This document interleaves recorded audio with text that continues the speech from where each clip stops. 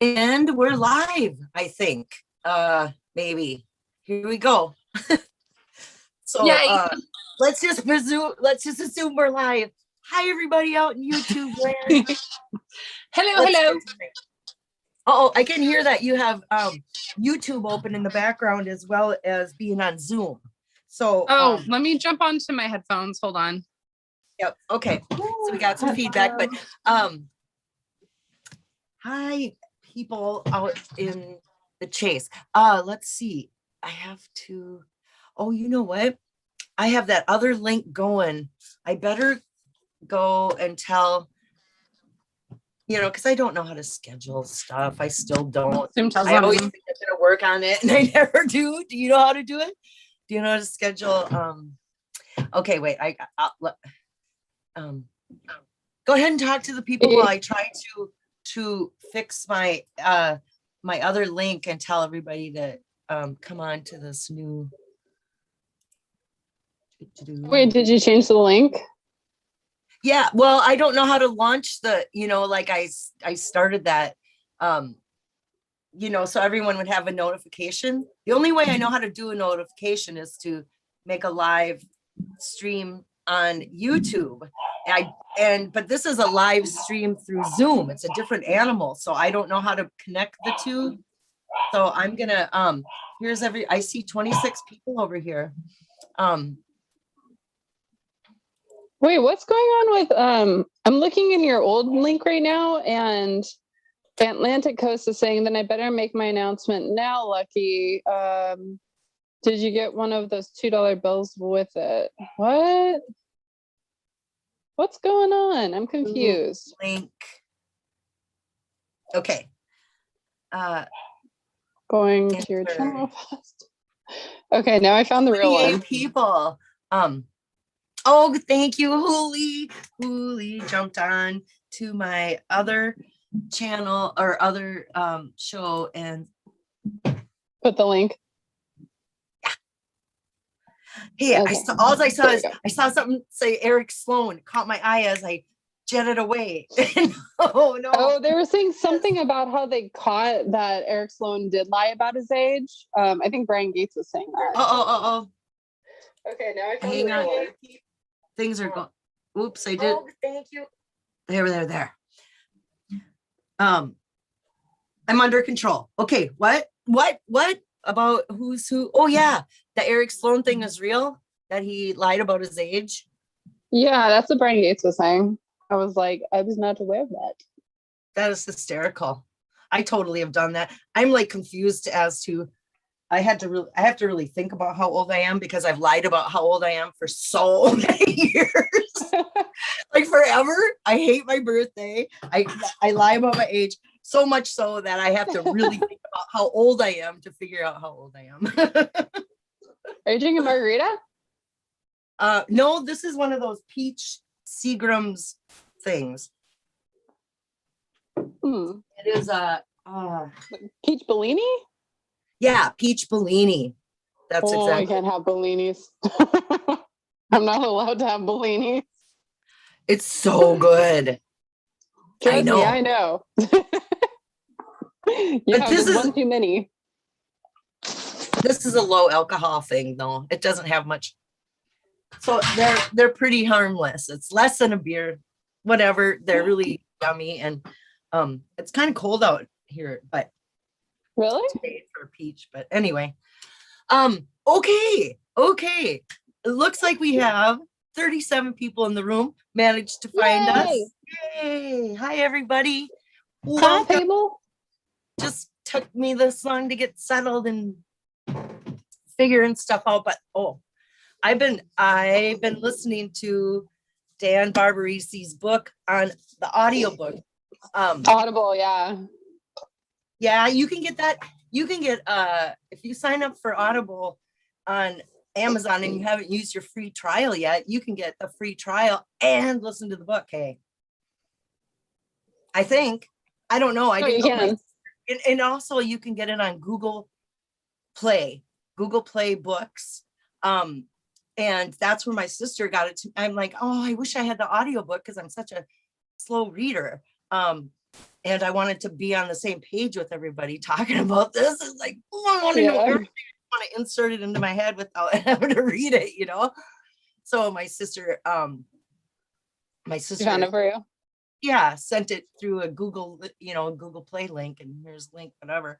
And so I've been, but chapter 16 is what I keep playing over and over, because that's the chapter where he introduces Jack to us and tells us about what he knows about Jack's story of the find, so. I fell asleep re-listening to that chapter last night because I want to do one more full-on reread, listening to the audiobook before Tuesday. But on top of that, I need to go back and go to all the old interviews that Barbari's done so far, write down questions that have already been asked so I know not to ask them on Tuesday. Like, that's a whole project. I know. I was listening to his interview with Mike and Christy on Kaulazar's channel. I was listening to that. I was listening to the book, and then I jumped on the computer and was listening to that to try to, grab all these pieces and have questions and try to come up with, because I still haven't really absorbed it all, right? I'm still absorbing all this information that we're getting bombarded with here with the book coming out. So it's taken me a bit to like gather my thoughts. It's like, okay, what are my real questions we have here? Because it's like, what is it really, Yeah, but you also gotta be careful too, because you don't want to ask him a question that he clearly can't answer because he's not Jack, because that's like a waste of a question. Yeah, so you don't want to. How do you word it? Very true. And I tried to watch that horrible. Oh, poor Dad. I feel. So many times, Susie, I actually ran downstairs and DJ was like eating dinner or something, and I'm like, oh my God. He's like, what? I'm like, it's so painful. He's like, what's painful? It's so painful. It's so bad. I had my headphones on and I'm listening to it in my ear, and I'm downstairs with my sister, and I just went, all of a sudden I just went, and I ripped him on. I just took them both out of my ears. I was like, I can't. Oh my God, I'm gonna crawl in a hole and die. I kept pausing it, screaming at the screen, unpausing it, fast forwarding it to catch up, saying, Dan's doing great. He handled that flawlessly. But then you go back and you're just like on top of that, the mic was so loud, it hurt your ears just to listen. Then it's just like, he kept reiterating the same question over and over and over and over. And I was like, are you serious? And it's like, we're here for the truth. It's like, you can't handle the truth. And Dan was like, it wasn't that brutal. When you hear the truth, when the truth slaps you in the face, you don't want to believe it. So, oh God. Who's got the problem with the truth here? Susie, yes or no? Yes or no? No, the answer is Rutabaga. Wrong. Veto. Dan was like, that's not a yes or no question. And I'm like, I've been saying that since day freaking one. Oh, and he said that, it was so good. I'm like, touche, man. I mean, but you gotta, he's just entertaining the clowns. And like Dan, like he said, he interviews people all the time and asks all sorts of, approaches all sorts of different people, and so he is like, okay, this is, why not approach, go with this too, and hear what the, but it was cringy. It was so cringy. It was so. And then, do you want to talk about the most awkward thing of it all? Freaking Joe Dodge, sugar daddy, sitting there just like, yeah, what was that? What was he doing? I'm like, what is this? Someone called him interrogation Santa. I'm like, are you gonna say something? Are you trying to work up the my face is turning red because I'm embarrassed for thinking. I messaged Dan right after that, and I don't care if it makes me look stupid or what. I messaged him and I apologize profusely for the Chase community for that. He was like, knows. Send in so the clowns sorry. later. Yeah. I was worried about my hair. It's like, oh my God, do I look like a clown with my curly hair now? No, I love I'm your worried hair. about That's so cute. I look like one of the clowns. Okay, wait. No. Brian Gates says something interesting about that info on Eric Sloan that I had not thought of before. Spill the beans on that. I'm interested. Oh, love Sounds Eric interesting. Sloan and little, I love the idea of Eric Sloan had his book launch for 80 was a fundraiser at the Hammer Gallery in New York, and it was for eyesight restoration. And so that's eyesight 2020 vision. And it's like here it was 2020 when the chest is found. I love just like making so many connections. Yeah, fake, whether what that's confirmation bias because I love Eric Sloan. And so I think Forrest Fenn intended it to end in 2020. Conspiracy theorists. You gotta love the conspiracies. It's a sweet, a sweet tie-in story. But I would love to hear what Brian Gates says about what else about that, or what about Eric Sloan? David, Albert Camus as a clown. Oh, cheers, y'all, man. There's room for everybody in that clown car. Jack didn't know I wear glasses. I find that hilarious.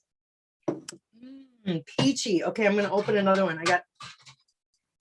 I brought a little cool up here so I didn't have to, so I can hang out. I don't have to go wander around for I just poured one big enough it'll last all night. Hopefully. There you go. Okay, here we go. I'm going to go in Dan's book. I'm not going to show everybody because, here's the notes. Wait, I got to get back to chapter 16. You guys get this book. If you guys are out there and have not. So good. There's a lot of, oops, I'm in the acknowledgements. I'm looking for the last chapter where, one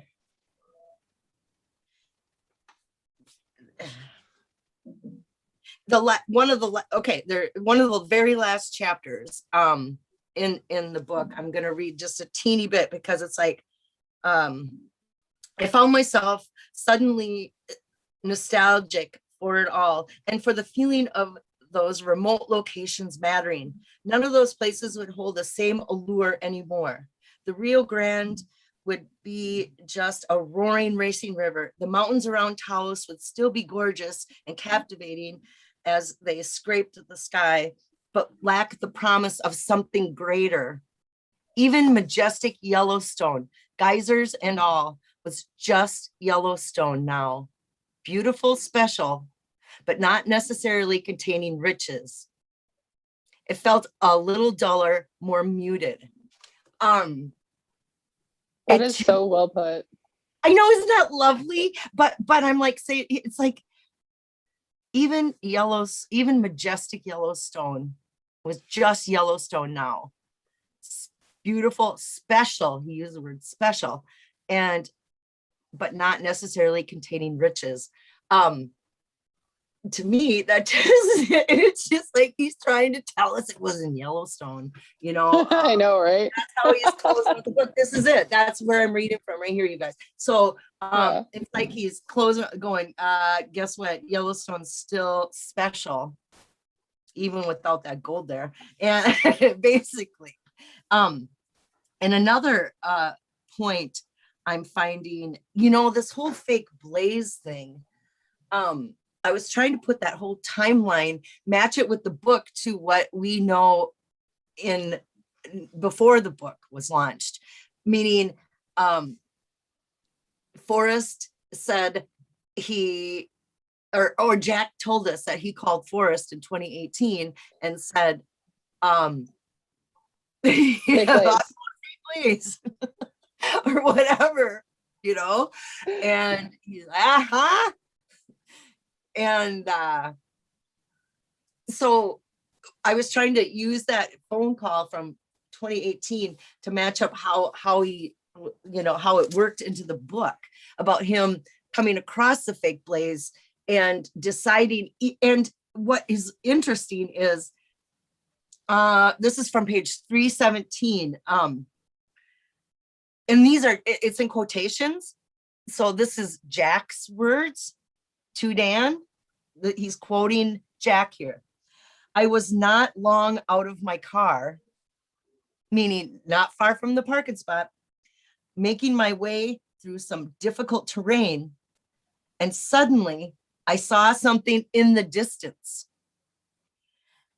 And it was this Blaze. So what that tells us about the Blaze is it is something that can be seen from a distance.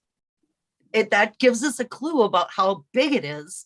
And from a distance, you can see this. It's nothing that you have to come close to and then go, oh, there it is. It's something like, oh, over there it is, and then Stu says, okay, and then it says, someone put real thought into this thing. I mean, it wasn't just like, an F on a tree. So cross out the fake Blaze being a mark on a tree. This is Jack Stoof telling us it's not like an F on a tree or like a funny message. So he's telling us it's not that. Someone had considered things that he had said over the years and incorporated into this fake Blaze, in which there was clear human. What'd you say? Oh, sorry. Oh, sorry. Now, do you have to go now? No, sorry. He just got back from the bar, or is he leaving? The wind blew the door shut, so it scared me. I was just like, what? Like when the wind sucks the door shut. Oh, I thought you were talking to somebody. No, it was DJ, but when he walked by the door, like the wind blew it shut because it the wind sucked it shut, right. So it slammed. I was like, I hate it when that happens. Sorry. Ooh, was it a ghost or an alien? Don't get me started on aliens. I miss talking aliens. Aliens are real, say our government. Hooray, we knew it. June 1st. June 1st. Okay. That's going to be June 1st. We need to go live, Susie, after my interview with Barbarisi and talk alien talk. Okay, I'm in. Blaze. So okay. You were saying Okay. So somebody. Okay, so what if it's not?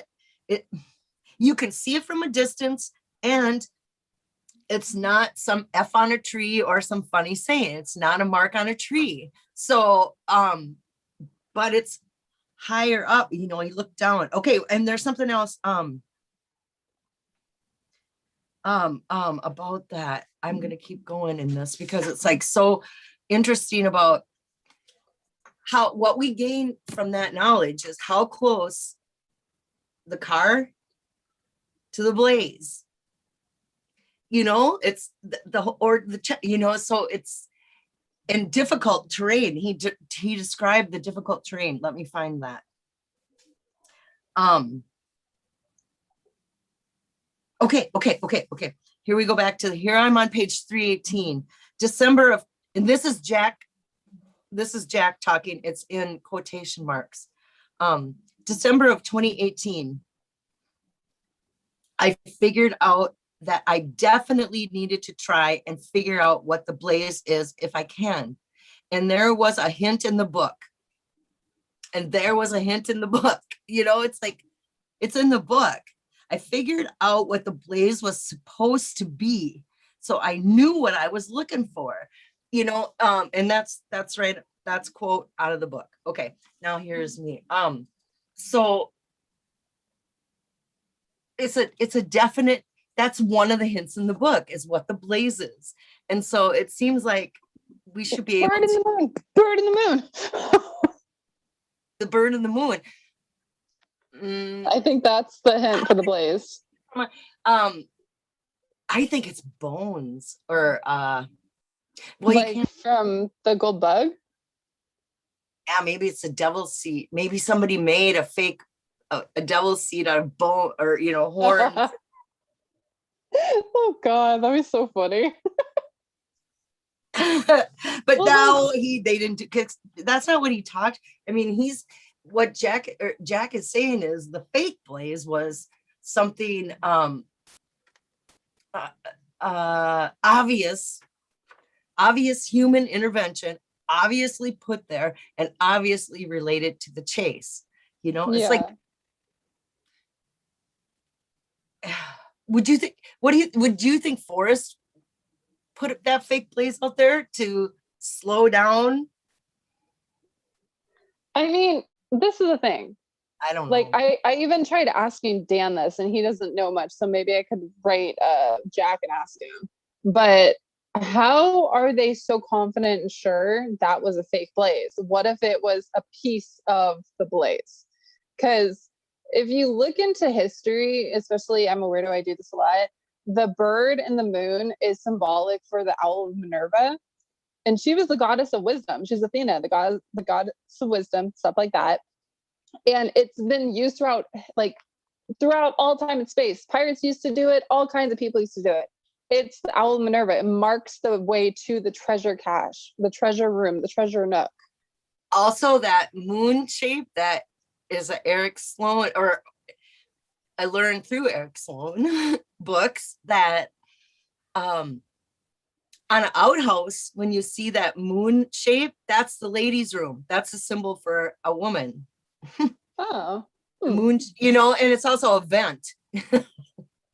Yeah. It's cut into the door. Why can't I think of what the men's shape is? The moon is a lady and I can't remember. Oh, like Eric Sloan would be disappointed in me. And I forget that little bit of wisdom that, well, you know what I found weird?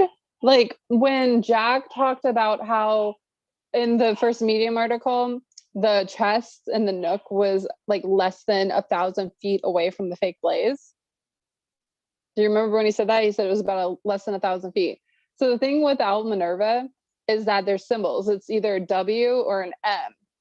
And if you see a W, that's supposed to mark 1,000, like roughly 1,000 feet from a certain direction in which the mark is located, like on a rock or a tree. About less than 1,000 feet, you will find another symbol that will show you exactly where the nook or the treasure room is. And that would be an M. Or no, I'm sorry, the M is the 1,000 feet, the W is the treasure nook. But they're both one and the same. It's very interesting because you could also use the owl in the moon as that symbol. That's also what the owl Minerva is. So like you can look it up. It's just it makes me like weirded out. I'm like, is it fake or is it real? Because was the fake blaze that they found actually real blaze, and it was telling them no, the fake blaze was a fake blaze, and it was obviously something that was put there by another fen hunter, intended either to tease or to confuse other searchers, other hunters searching this zone. That's what it says right in the book. But anyway, what I'm more interested in is what all this has to say about the final spot, and how he did this. And okay, so where's the point where he says exactly, he describes? I swear, if it's a freaking canyon wall with a down pointed arrow, I quit. Well, it's something you can see from a distance, Yeah. So what would that be? What would, it's not a mark on a tree. It's something big, I'm assuming it's a cliff, because Catcher in the Rye, he talks about how he's like wanting to go off a precipice, catch the people the from kids from off. running off the cliff from the right. Yeah. So it's sounding more and more like a damn arrow on a damn cliff. In Pine Needles. Wow. Okay. Where did I listened to this, and so now I can't find it in the book where I should have marked it all. Dang. Um, but it's the way Jack figured out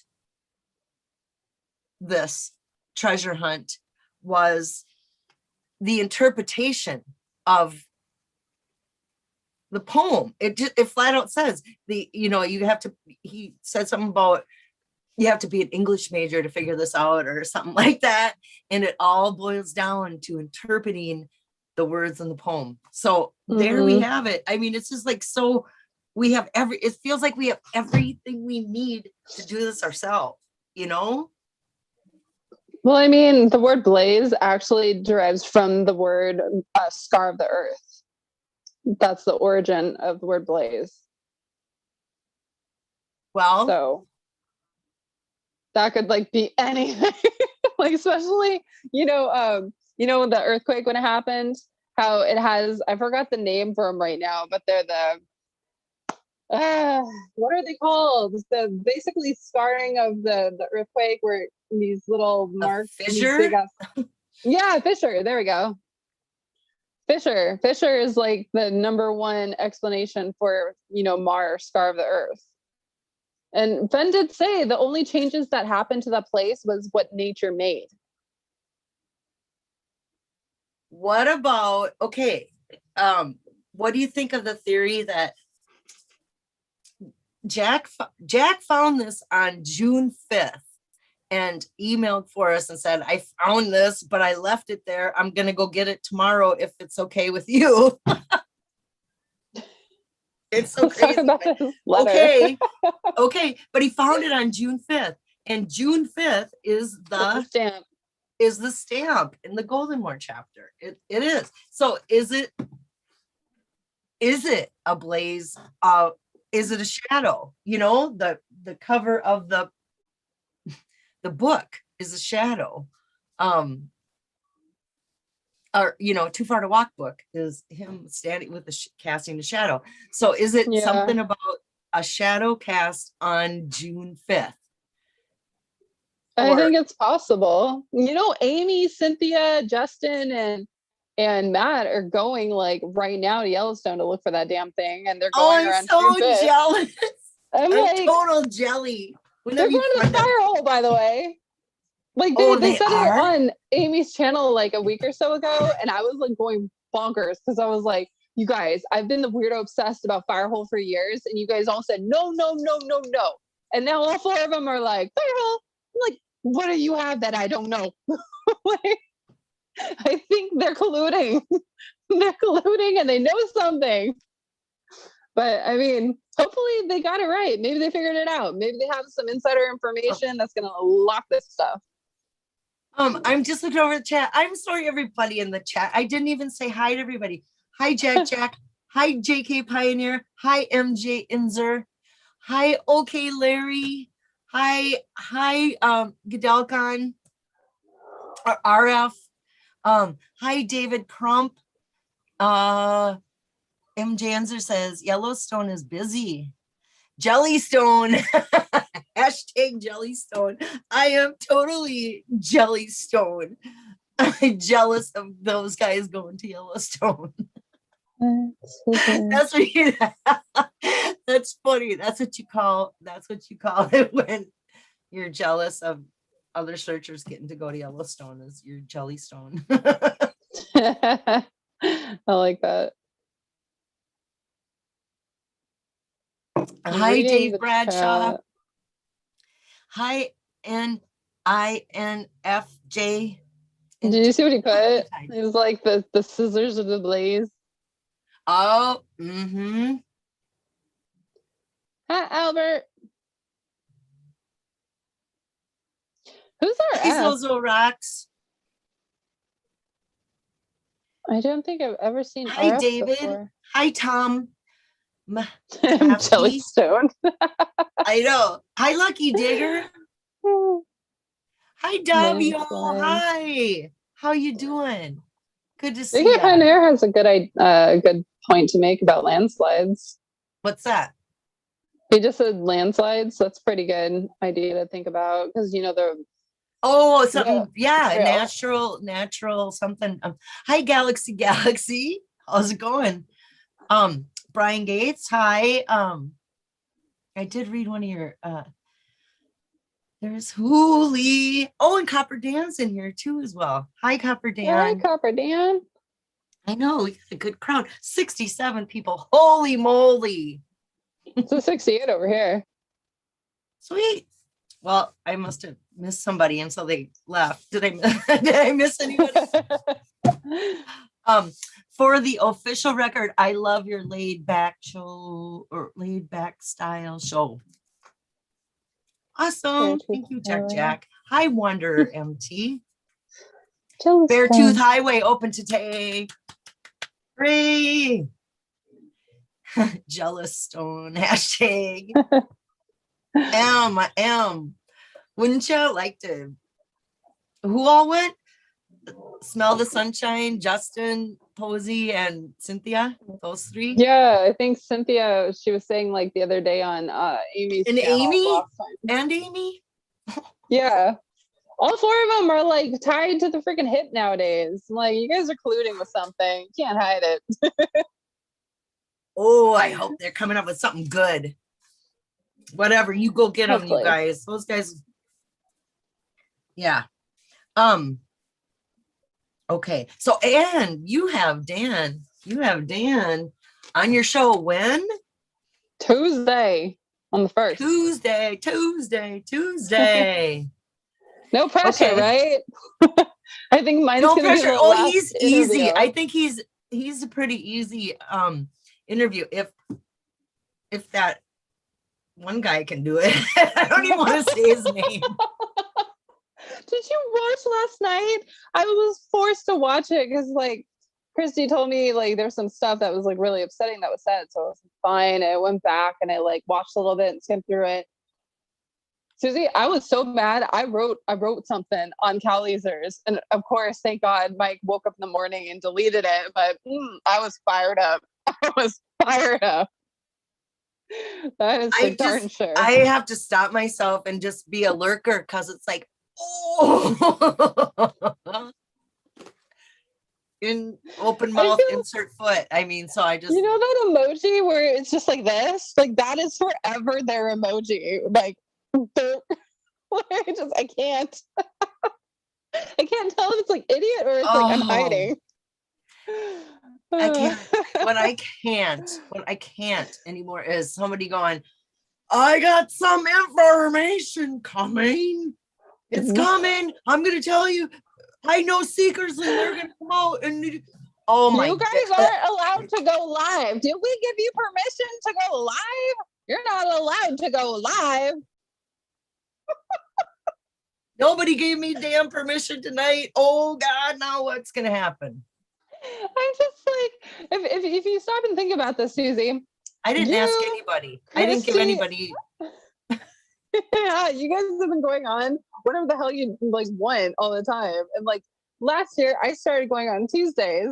So it's them that just jumped in and decided to just like take over crap. Well, when it's if it's like entertaining, then if there's some worth to it, then fine or whatever. But I mean, if it's I guess there's room for everybody. Whatever. You got a picture of the scissors. Let the people decide. It's all up to the people what they want. Oh, we the chasers. Right? Oh, it cracks me up. No, honestly though, like, did you notice throughout this entire like what you would call interview, quote, he never read the darn book? How can you interview someone? He's waiting for Dan to send him a free copy. He said it. Said he's waiting for a free copy to come in the mail. You missed it when I went live on Tuesday, because Tuesdays are my nights too. He like later on came into my chat and just like lost his darn mind. Like he was screaming and cursing and threatening. And I was like, yeah, here's the Zoom link. Would you like to air out your grievances via my Zoom? And he was like, you don't let me speak my truth. And I'm like, Zoom link 1,000 times over. Here you go. And he's just like, yeah. I was like, oh, okay. I wish, do you remember when you were on my channel that one time, Susie? And he was on, and you were like, you're so much of a clown, I can't. You just jumped off. Oh, That was my favorite moment, I swear. I found I'm myself not answering saying, his. Oh my God! Yeah, don't. No. No. You don't get to talk to me.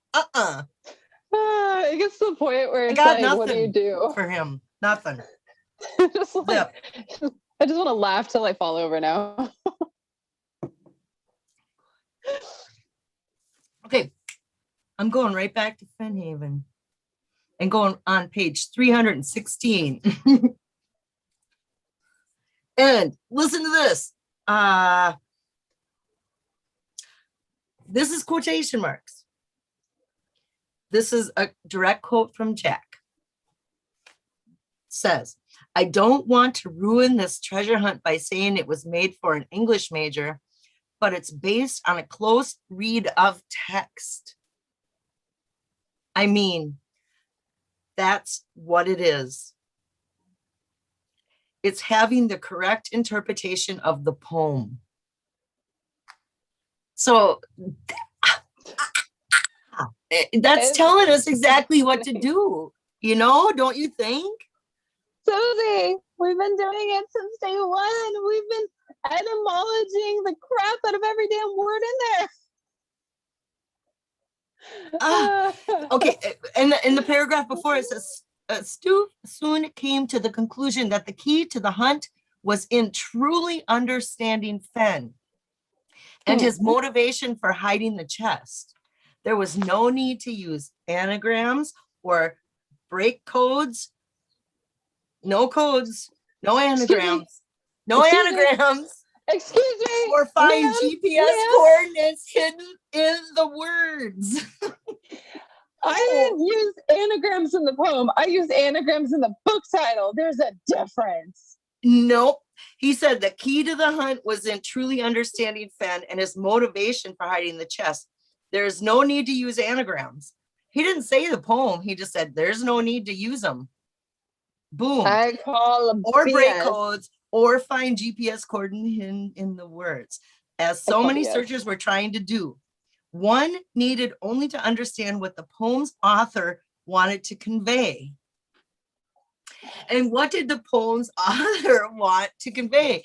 The poem's author wanted to convey that this is a box of yellow stones. It's a chest of Yellowstone is in the chest.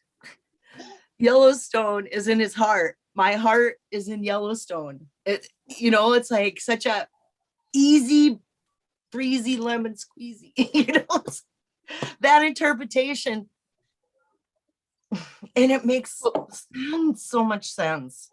Do you remember how I think it was for one of the press releases, Fenn was doing an interview and they were talking about an unintended clue and Too Far to Walk.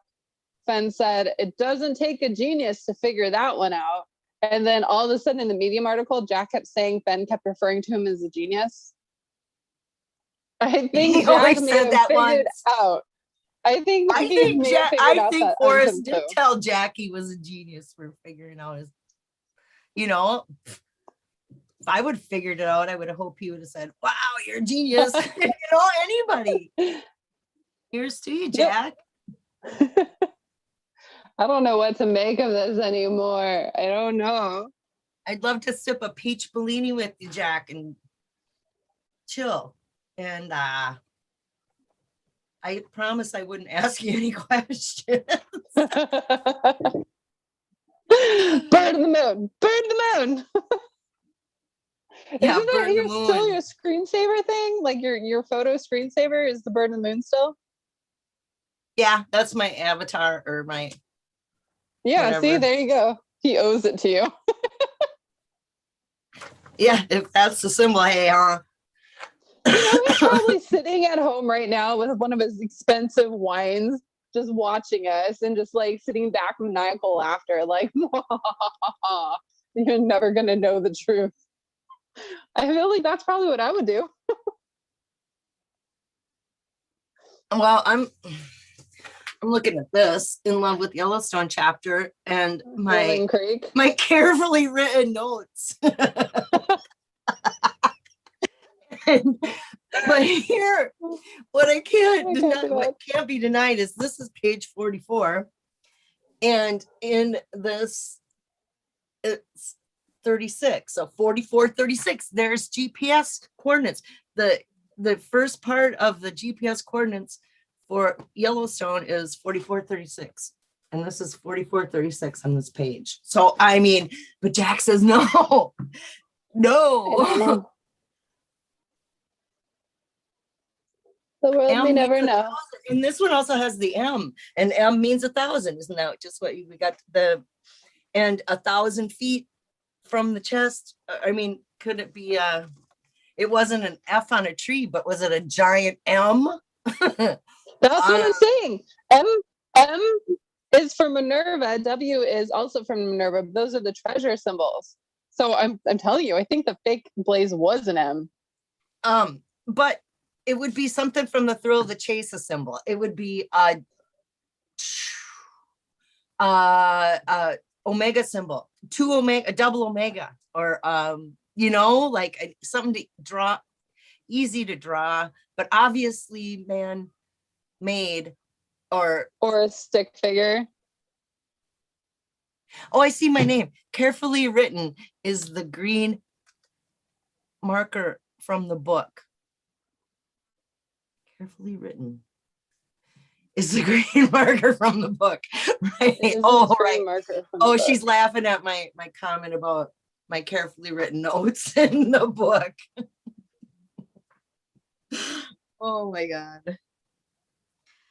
Do you see Huli? Jack Stoof, my offer to take you to dinner anywhere is still open.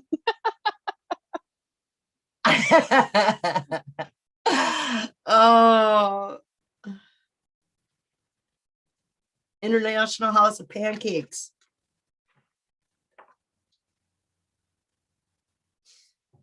Oh, hi, Loki and Bree. Hi, you guys. I met those guys in Vegas.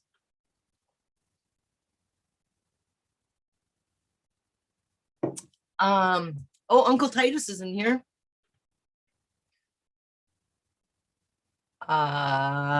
Susie in that picture for us looks so cute.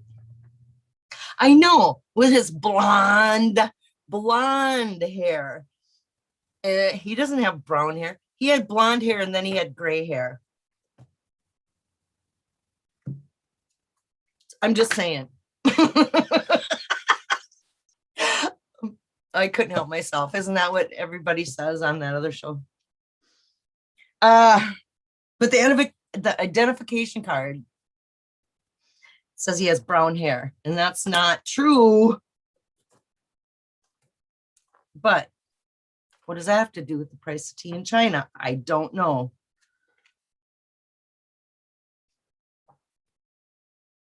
You know what I want to ask? I want to ask Candy, where'd you go? Oh no. Uh-oh. I have to admit her into the waiting. There you go. Hello, connecting to audio.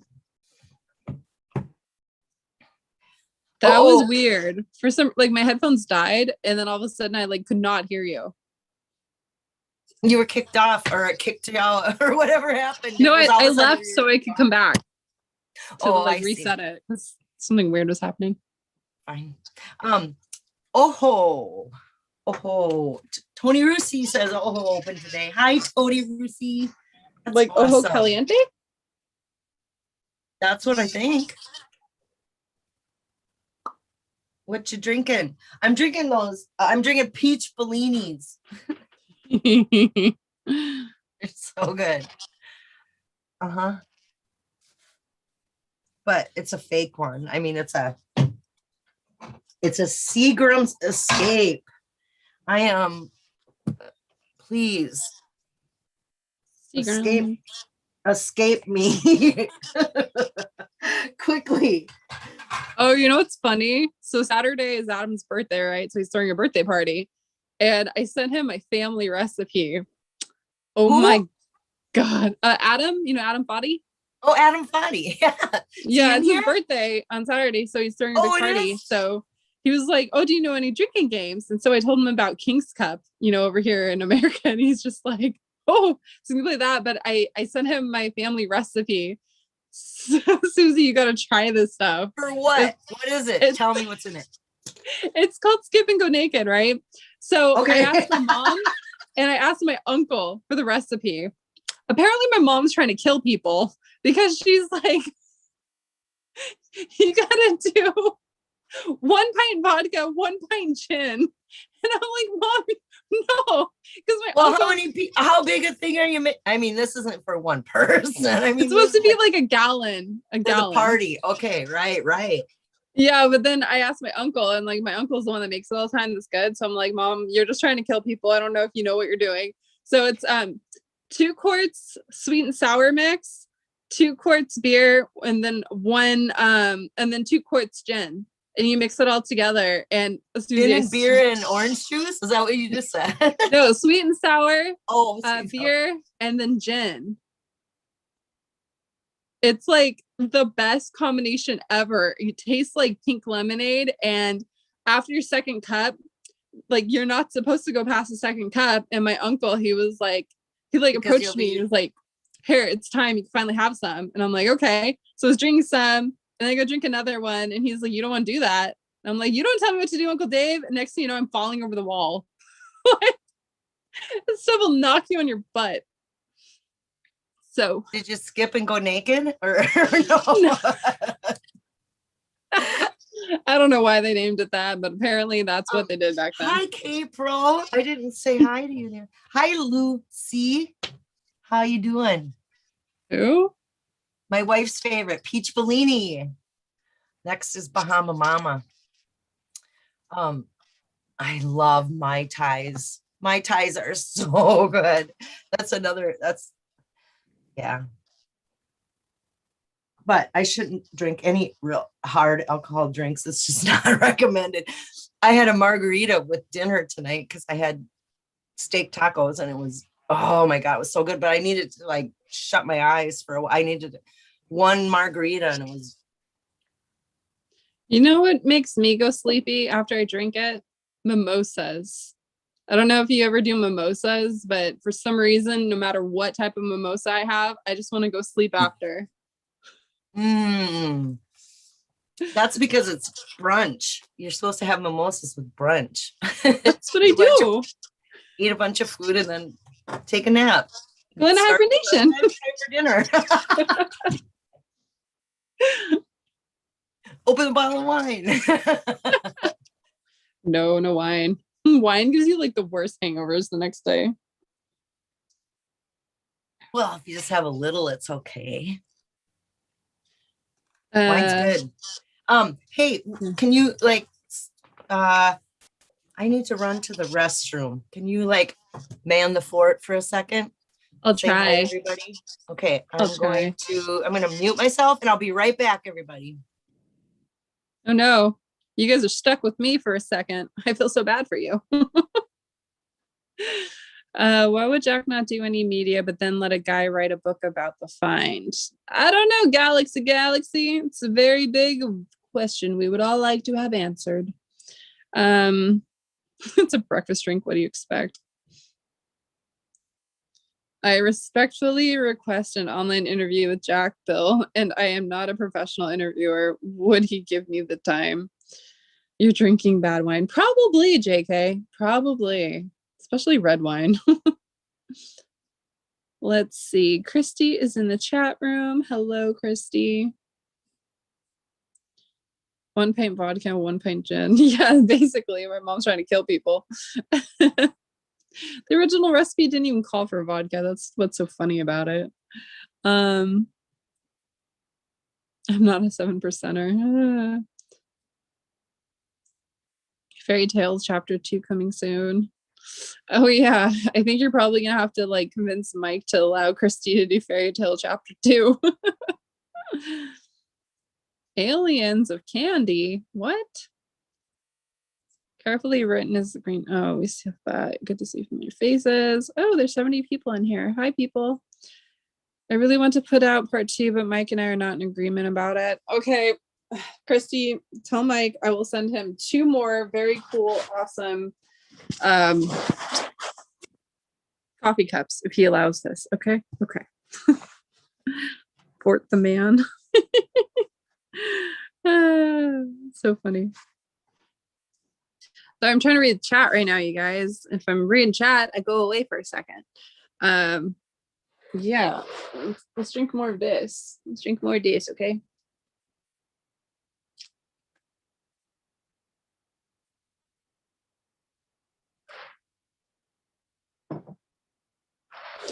Not gonna lie, beer mimosas are actually pretty good.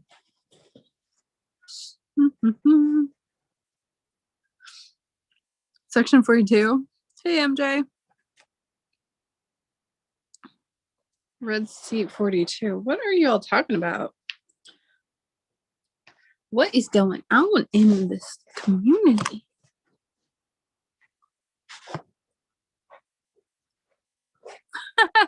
Thanks, Wayfarer. That's funny. Christy. Oh my god, that is the biggest cup in the world, Indy. Christy, it's from Las Vegas. See? The D Las Vegas, and it says things. So right now I'm currently at barely buzzed. It tells you what level you're at. That's ridiculous, Candy. It's from Vegas. What the world? What is inside there?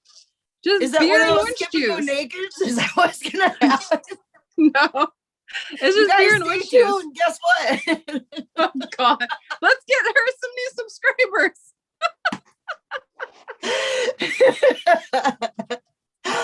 No, Oh my Christy. God. Christy saw me sip it on camera and she's like, that is the biggest cup in the world, Indy. And I'm like, I got it from Vegas. Got it from your backyard. Everything is ridiculous in Vegas. So I mean, that's very apropos. Hi, Kitty. It's a 60 ouncer, apparently. It goes from, so the first one says sober as a judge. I'm at barely buzz. That's 20 ounces. When you're at 30 ounces, I am officially the best dancer alive. Then when you're at 40 ounces, you're turning tipsy. 50 ounces, I'm not drunk, you're just blurry. And 60 ounces is bomb like a boss. How you doing? How you doing? I don't know. DJ got this from Vegas. Like he goes there all the time with Lou, and he comes back and brings back the weirdest shit. I'm like, I'm gonna take this. Thank you. Bye.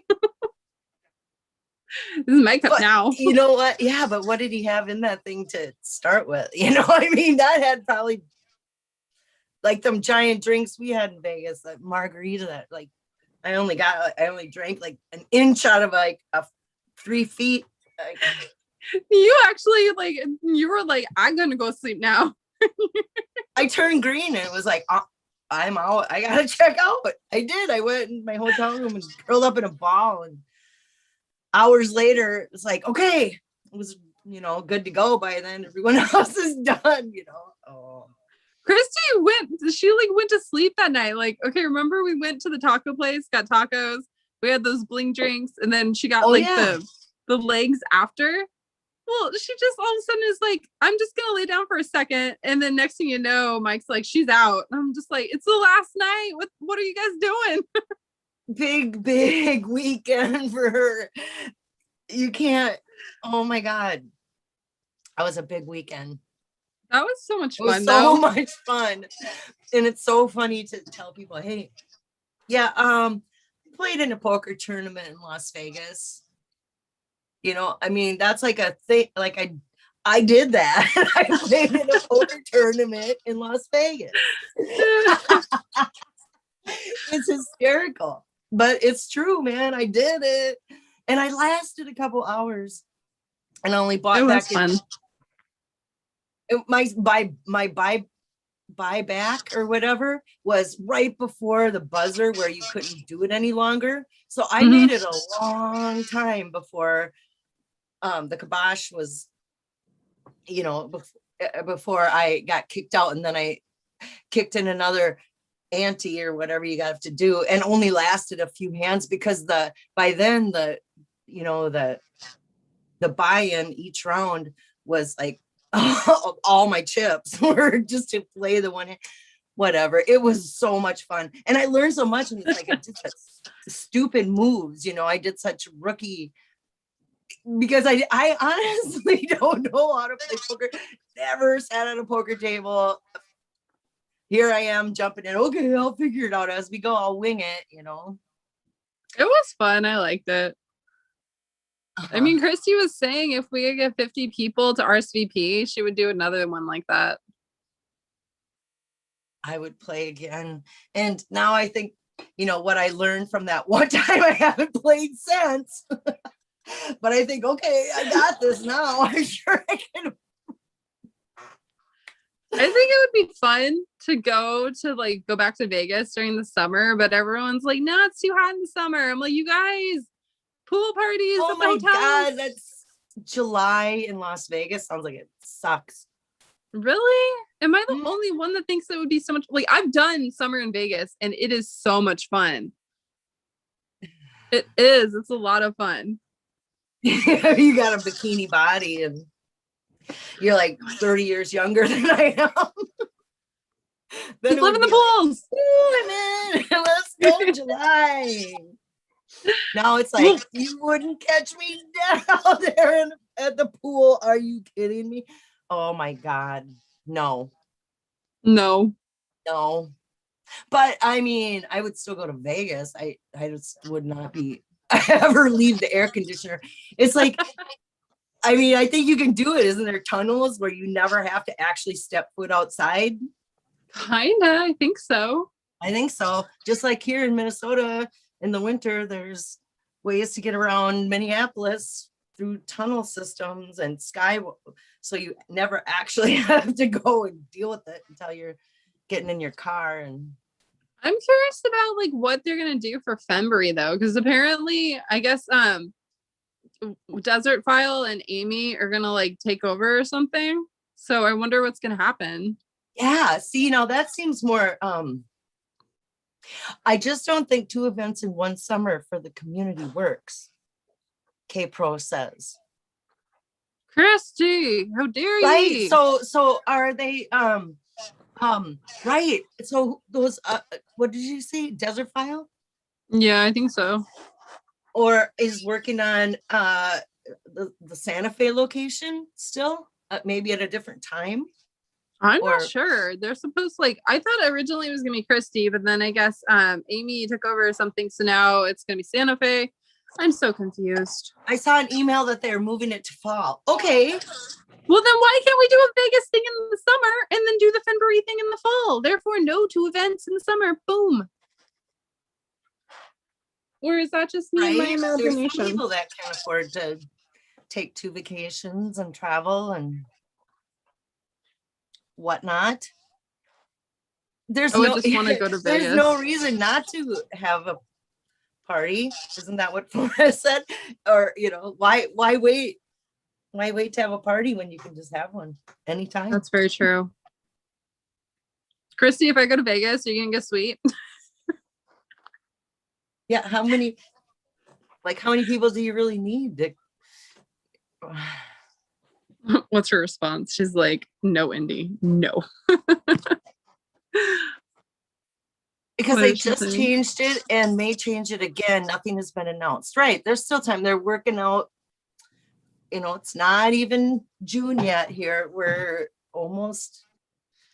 Hey, but happy it's Memorial Weekend starting right now. Boom. This is the official kickoff, everybody. Woo, Memorial Weekend.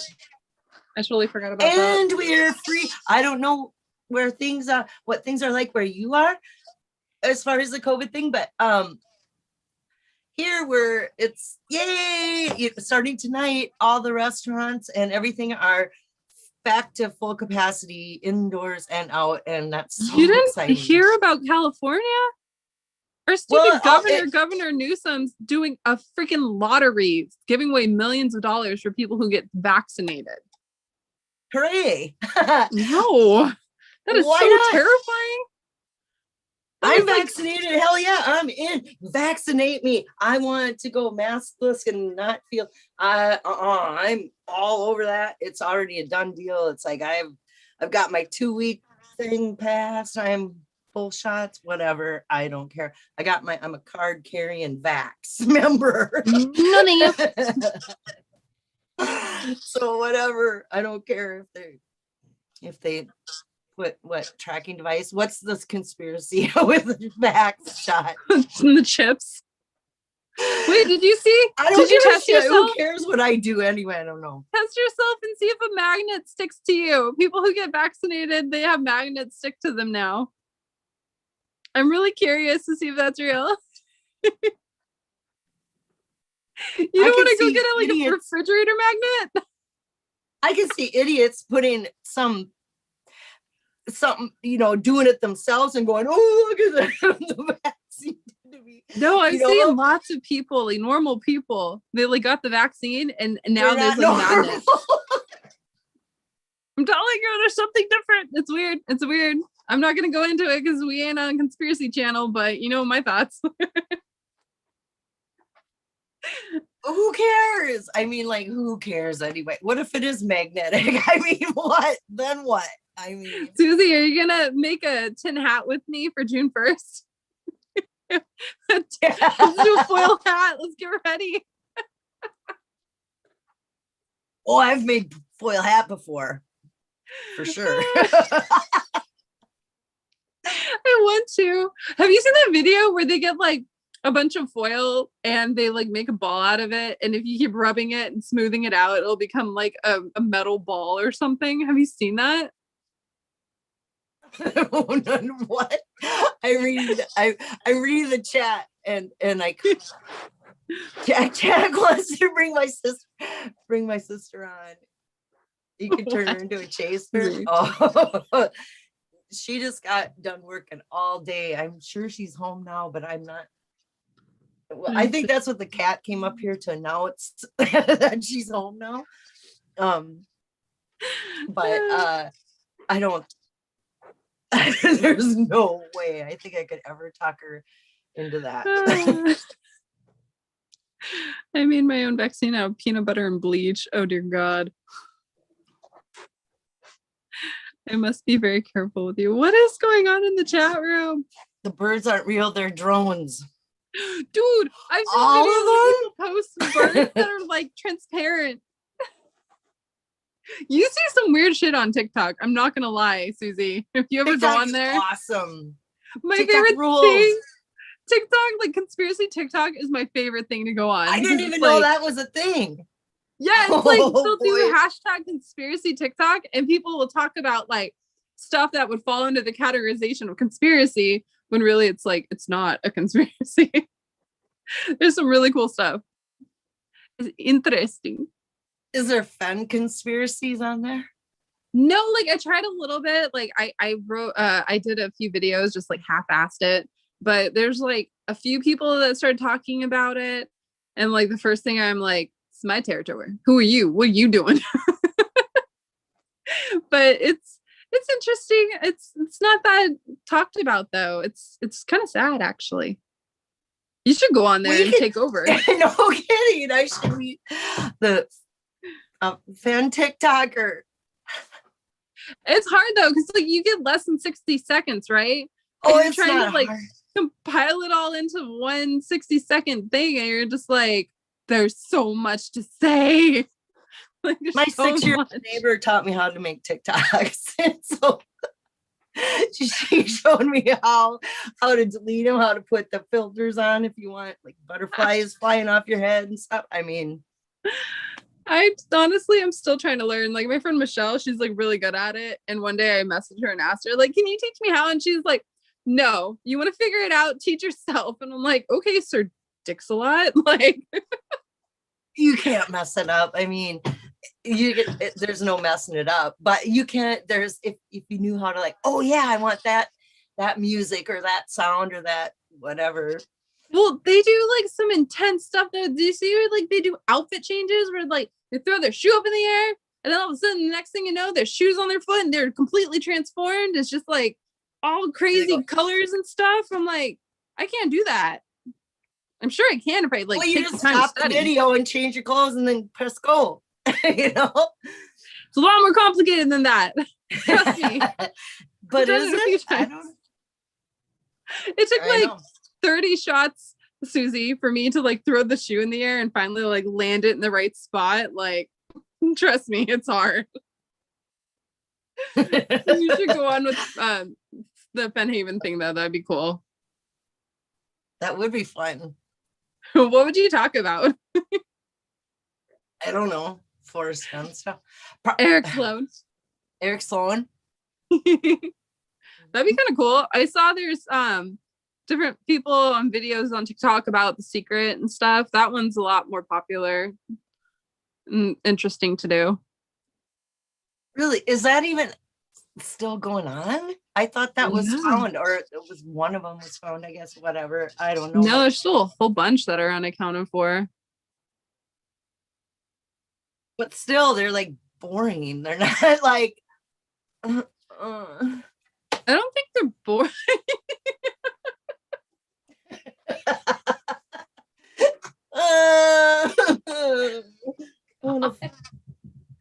I know. I feel the same way. Damn it. Anyway. How do we get back from this?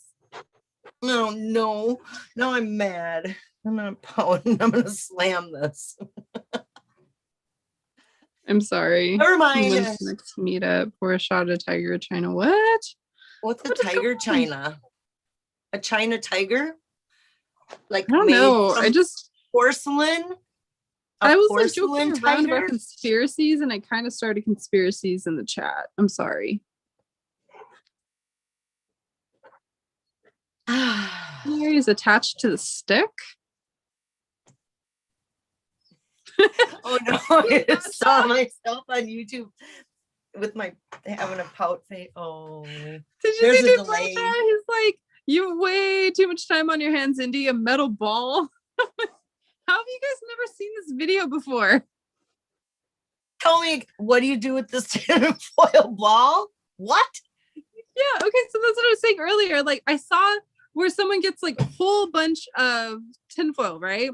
And you like roll it into like as tight as a compact ball as possible. And once you get it super solid and tight, you sand it, and it takes forever, but you sand it down and sand it down until it's a polished, solid ball.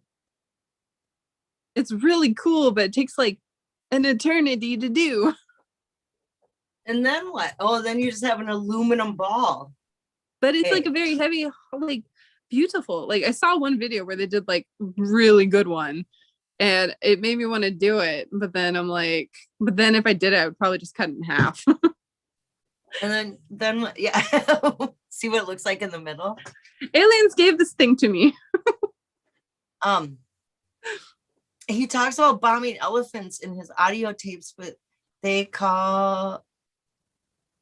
pack train units because people would get angry if they knew they were bombing elephants.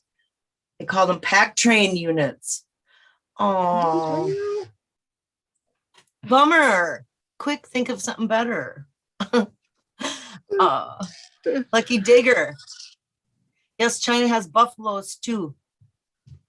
Is that true, Lucky Digger? Do they or MG, are there buffaloes in China? I'm so confused.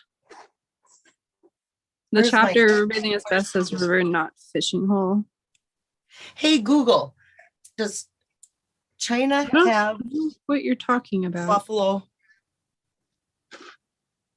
According to TNFonline.com, China has the third population of buffalo in the world. There are 22.75 million buffaloes in China in 2005, representing How about that? Learn something new every day. Thanks Hey, for sharing Susie. that, MJ Inzer. And Susie. Bruno. Yeah. You should put the link in chat and see if other crazy people will jump on with us to change up the topic. Okay, what do we got to lose, huh? Like I can push the off button at any time. Paste. Oh God, I wish I had the balls you do. Like every time I want to hit like end, I feel really bad. So then I end up giving like the host over to someone else, and then people take over my channel. I know. All of a sudden you're gone, and I'm running the whole show. But you love it, right? You get to take over. I'm gonna do that to you. You're in charge. Don't you dare. I'm gonna crawl in bed and listen to you on my phone and see what what everybody has to say. You're gonna fall asleep on camera drooling like I do. I still have a whole another beverage, so I'm good yet for about another 15 minutes. Here, let me refill you. Thank you, Candy. Cheers. Mhm. I'm going to jump on and talk only about where K-Pro went to grad school. Where did K-Pro go to? Why would you want to talk about that? Who said Boring. that? Who said that? That's weird. David Crump. Who's David Crump? Why would you want? David, what are you talking about? You stop that. Yawn.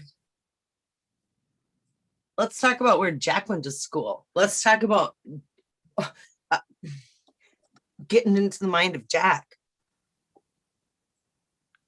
Where's Galaxy? He usually jumps on for the Zoom links. Hey, David Brash has it. Would you believe me if I said the chest was 100+ feet underground? Not a chance in hell.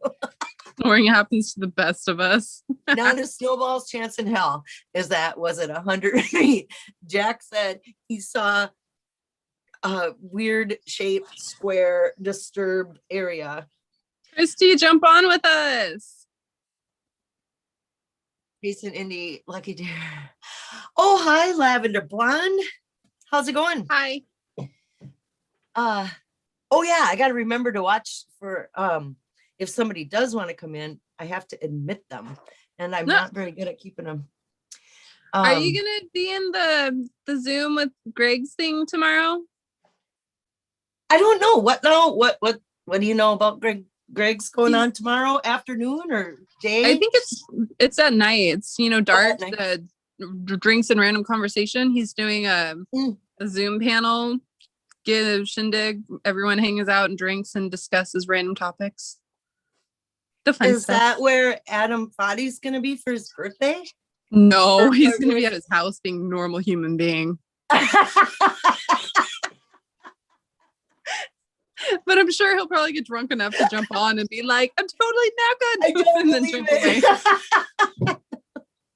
He's going to be like, Indy, you killed me with this punch. He's going to have a real life. Did you ever see him at his house? Did you see him on my channel? Like it was last week, I think it was. He was absolutely wasted. That's not your fault, is it? We got screenshots. He was like fairy hands and he's like this and like. Well, it's like when you're talking to him at this time at night, it's like 3-4 o'clock in the morning there. If he tries to make it or it's 6 hours later, so it's 10 a.m. or 10 p.m. here. What does that make it there? Yeah, 4 o'clock in the morning. So man, if you try to keep drinking and stay up till 3 or 4 so you can join in. Well, he was like already on a good one with wine, right? And then even ask Hooli watched this. All of a sudden he comes out of nowhere with this thing called feckin' whiskey. And we're like, what is this? And he's like, it's feckin' whiskey. It's like literally spelled feckin' whiskey. And we're like, oh no. And he just like poured this huge glass and like put a drop of soda in it. And we're like, don't you do it. Don't. And he's all, and we're like, oh. I kind of, what have we done to poor Adam Body? I think we've ruined him. He's a vampire. He's officially a vampire. Ask Cooley. He showed up, he came, he's one that appeared after the chest was found. It's like, didn't he? Where was I he? always ask him, are you a producer? Are you a writer? Are you a psychologist? Yeah, Like, totally sus. nobody in their right mind would willingly choose this unless they were forced to. We're in this because we got sucked into it when it was active. Like, what's your excuse? You just sit around and watch YouTube politics go on? Like, what? Why would you deprive yourself of sleep and good conversation to just listen to us yell at each other and say, where do warm water salt? Greg is my spirit animal. which Greg? Is it Gigi, good Greg, or BG? Or S? Adam is in training for drinking with K-Pro. Yes. Cooley, Greg sucks, if that's the case, we know he's gonna lose. We already know. Abracadabra, Indy is gone. No, I'm not. I'm right here. I was just reading chat.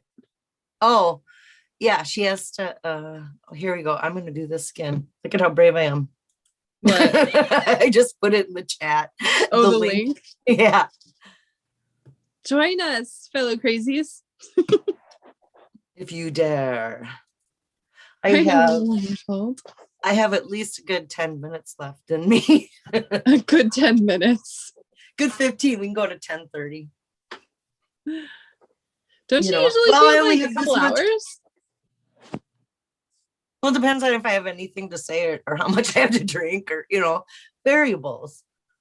Variables. Who joins us, how the conversation rolls. If I can. If you could stomach who you're talking to. Well, right. If I don't want to ice pick into my brain afterwards. Wait, am I bringing you to the point of ice picking? Is that what you're saying? No, not at all. Not at all. Not at all. But there are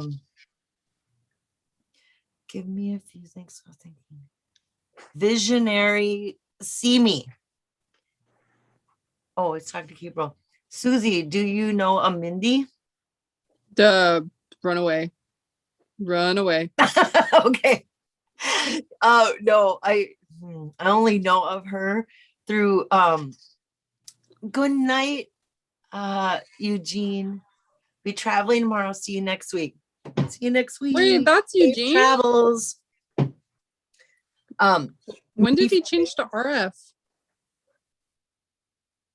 Mindy from Vegas. She's lovely. Why are we talking about Buffalo in China again? I'm so confused. There are buffaloes in China. MG and Google both told us.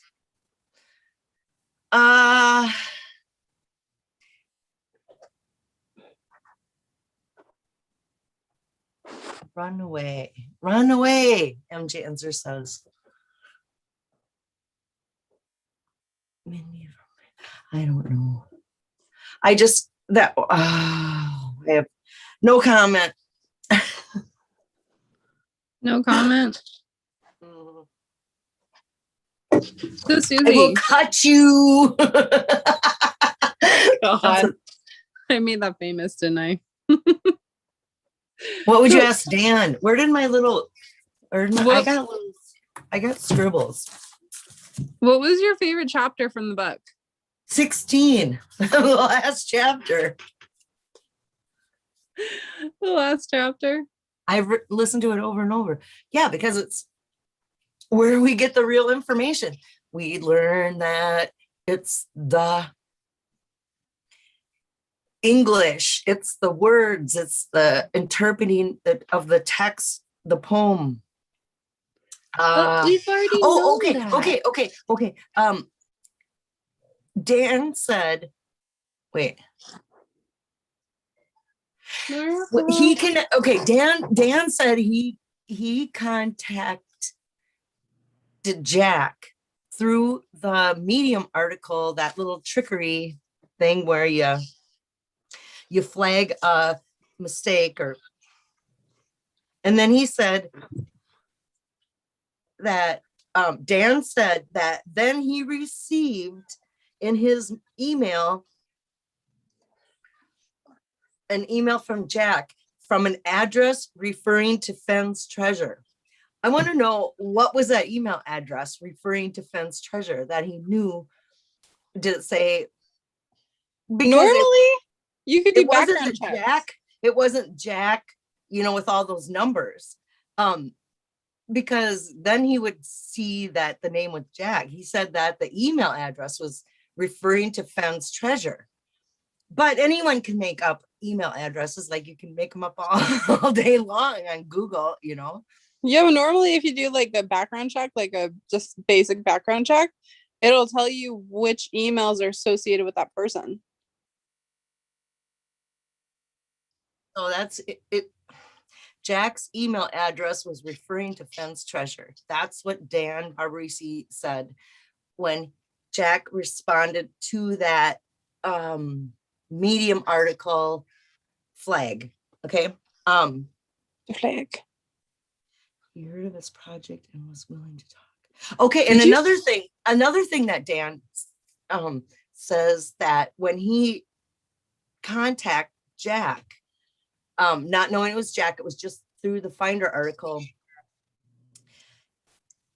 Jack wrote back and said he had heard of Dan's project and was willing to talk.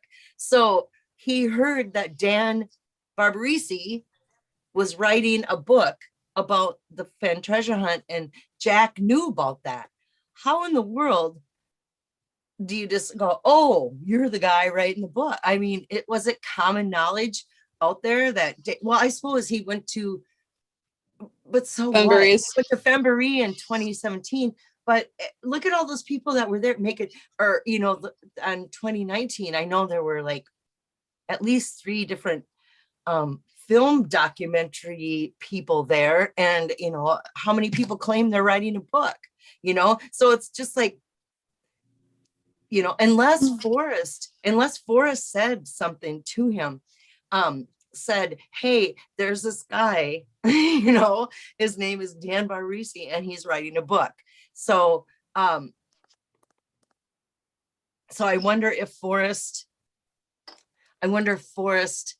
tipped his, kind of led him in the direction of, this guy is legit, he's been writing this book, and he, you might want to, I don't know. It seems something fishy involved with that whole way he goes and contacts Jack, and Jack got involved, and how that all came out. Yeah. Whatever. Does it matter? It only matters if you believe that there's some sort of conspiracy or false ending involved, then it does all matter. If this was a manufactured ending, those kind of details. But if you just believe Jack did find it and he solved the poem and found it, then all that really just doesn't matter, But what was the question? And then on K-Pro's or Kalazar's interview with Dan, the question was asked, how did you learn about the Medium article, the Finder Medium article, the very first one that came out after 2 weeks after Fenn had passed? Out came the first Medium article. And so the question was asked, how did Dan learn about that? And his answer was, let me think about it a minute. And he kind of just and then he said, I think it was Doug Preston's site had a link to the Medium article. And it was like, Douglas Preston site. Well, that was makes sense. Because when I looked into that, when that happened, the Medium article, when you looked information, only person following the finder was Doug Preston at the time. Thus, just So, saying. I love how, like, as time goes on, everyone's like being super sus and like hush hush about it. But then Dale's over here like, yeah, Ben sent me an email saying, what happens if I shut this shit down? And he's like, I don't care. And everyone else is like, shh, shh, shh. I really think that of all the people like pulling the strings, Douglas Preston, Susie. Oh my God, but I'm afraid to look into it, honestly. You're gonna see me disappear. Douglas Preston is in on this. He is. Well, how else would he be able to know how to differentiate a hit from a clue and all this other stuff? Like, remember Christie's documentary? How, like, he's sitting there on the couch with Fenn and he's like, I'll tell you one thing, there is a significant clue that was just said right there, but I'm not going to say what it is. And Fenn's all fucking out of breath. He's like, thank you. He's like, Like, how would he know? How? Like, why is it Douglas Preston got to see the original draft of the poem and, you know, stuff changed over the years? He's got the tide of reliquaries and Fenn's chest is a damn reliquary. All this stuff, like, Douglas Preston is very suspicious. so Douglas Preston is the hookup to Dan Barbarisi. It goes from Fenn to Douglas Preston to Dan Barbarisi. Because Douglas Preston is the only one. I think I still have screenshots from it because I ain't stupid. He was the only one that was linked to the finder on Medium before it was even Jack.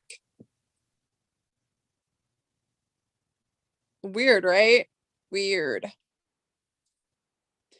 So maybe I'm just thinking about Douglas Preston a second and making me, you know, flashing of like isn't he like the president of the Writers Guild or some? yeah, I think so. And he started off the first like real big project I noticed he did was collaboration with Lee Childs, and they worked together at this company called MetLife. It's this like really interesting like insurance health company, right? Don't even go down that rabbit hole. Just warning you now. Anyways, they wrote a book called Relic and then a sequel on it's called Reliquary. And I mean, some of the stuff in that lines up perfectly with the chase where you're like, wait a minute, what the hell is going on? And then you got, you know, the Codex, which still falls under some of that story from Reliquary, which is like, okay. And it's the Codex is supposed to be loosely based on Fenn and his, you know, story. So why is it like this man who went trapezing through the freaking, the forest of like where nobody has ever freaking gone before, and he finds the temple of the white monkey god. This is like real actual historical fact. He finds this stuff. He finds this, like, he goes to the freaking edges of the earth, finds this temple of all these like interesting goodies and stuff, and then he ends up getting like some, I don't remember what it's called, like some flesh-eating disease or something from going there. Like all this stuff. This dude is like high level CIA shit. Legit. And no one wants to look into him. And I'm like, I started and I stopped because I scared. Like, so if anyone is going to have anything, I think it's Douglas freaking Preston. And no one wants to go down that rabbit hole. Not even I do. I don't even think Christy would do it. Well, she did. I mean, she was in, I mean, that was a part of her documentary with, she had an interview with Forrest and him. I mean, that was, we were just talking about. So, well, yeah, she did a documentary, but she didn't look into him. Like, if you were to look into him and find the connections. There's like, a million. I mean, those two, I mean, talking Forrest and Douglas Preston were in cahoots for full show.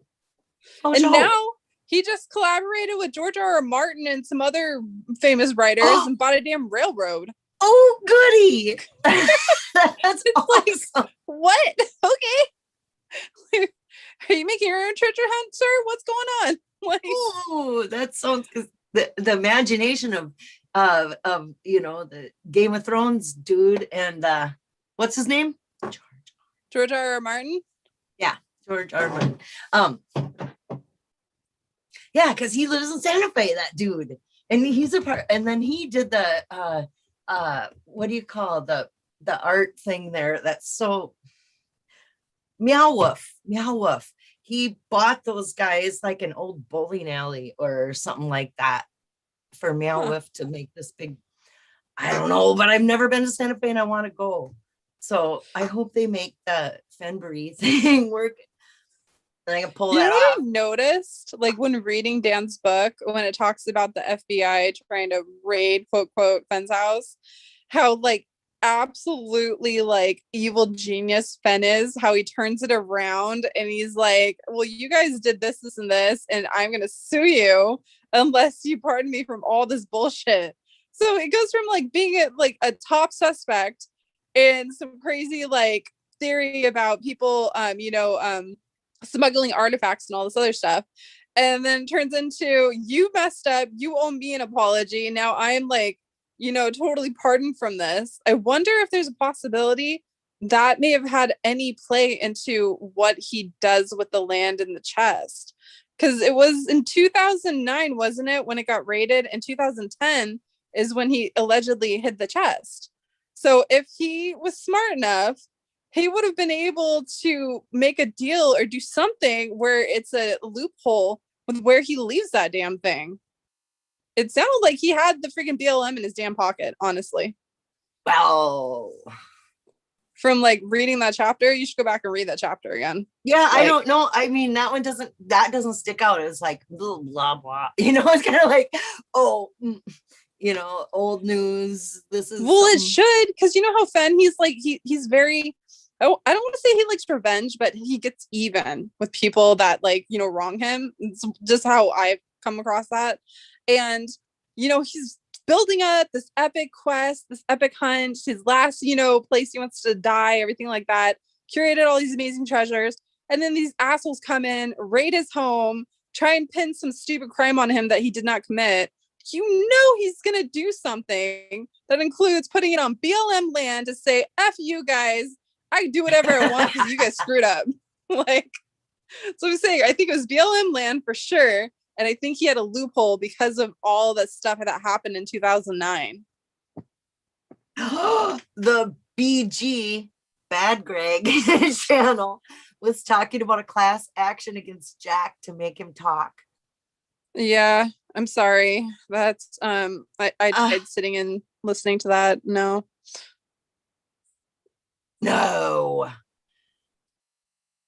I mean, is that even possible? That sounds stupid. And who's gonna pay for that? Everyone's gonna like, oh, I'm gonna send Greg. I'm gonna send Greg $25. I mean, is it to hire a lawyer for a class action lawsuit against Jack to make us still to be good God. What's going on? Nothing. I'll say this, Jack, please tell the search community the truth about the stick and so there's know what you know. Dismantle all your clues without giving it up. Show the correct pick.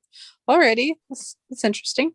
Gallatin, what's up? Jump in the chat. I love Gallatin, Susie. She's like one of the smartest searchers in this damn chase. I swear. She does rule. Come on in. Confirmation bias? What am I doing confirmation bias? I'm just saying I think it's possible he was smart and he used some bad stuff that happened to his advantage. That's what I would have done. Because like, think about it, right, Susie? One, you got a loophole for where you want to put that treasure without having to deal with any bullshit consequences. And you metaphorically get to tell the BLM to F off. It's like a win-win. Isn't there BML land inside within Yellowstone Park? Yes, there is. That's why I was like, I like this idea. I like this idea. It could be. It's like something. He's a part of the Writers motion. Guild, and so is Dan. Granny jumps in with that. You know what I found out too? I think it's called 365 Leaves or something. It's this really weird top secret organization, and I tied Fenn to it with a few other people. And I emailed him once and asked him about it. He got really weird. It's like it's super sneaky top old secret. man stuff. You have to like whatever. go into this library in Santa Fe and request for the book. And it's like this top secret, not many people know about a book. And years ago when I was looking into this, Janet Lingard, the one that runs Treasures Galore, she knows about this stuff too. Like a few of us were talking about it like years ago. And I was talking to Gallatin a few days ago and it just popped up again. And I'm like, I want to bring that up again because I know more people know about this. They just don't talk about it. So it was Forrest and Douglas Preston? I don't know if Douglas Preston was tied to it too, but I know Fenn was. Oh, I'm trying to make a conspiracy with those two. Could be. Mm-hmm. Guilds are known for protecting secrets. Yeah, so is the Sphinx. In Freemason, in the Freemason land, the Sphinx lollipop protects guild. them. What? What are you doing? I'm making the lollipop guild representing. Oh God. You're like Betty Boop. You're blonde Betty Boop.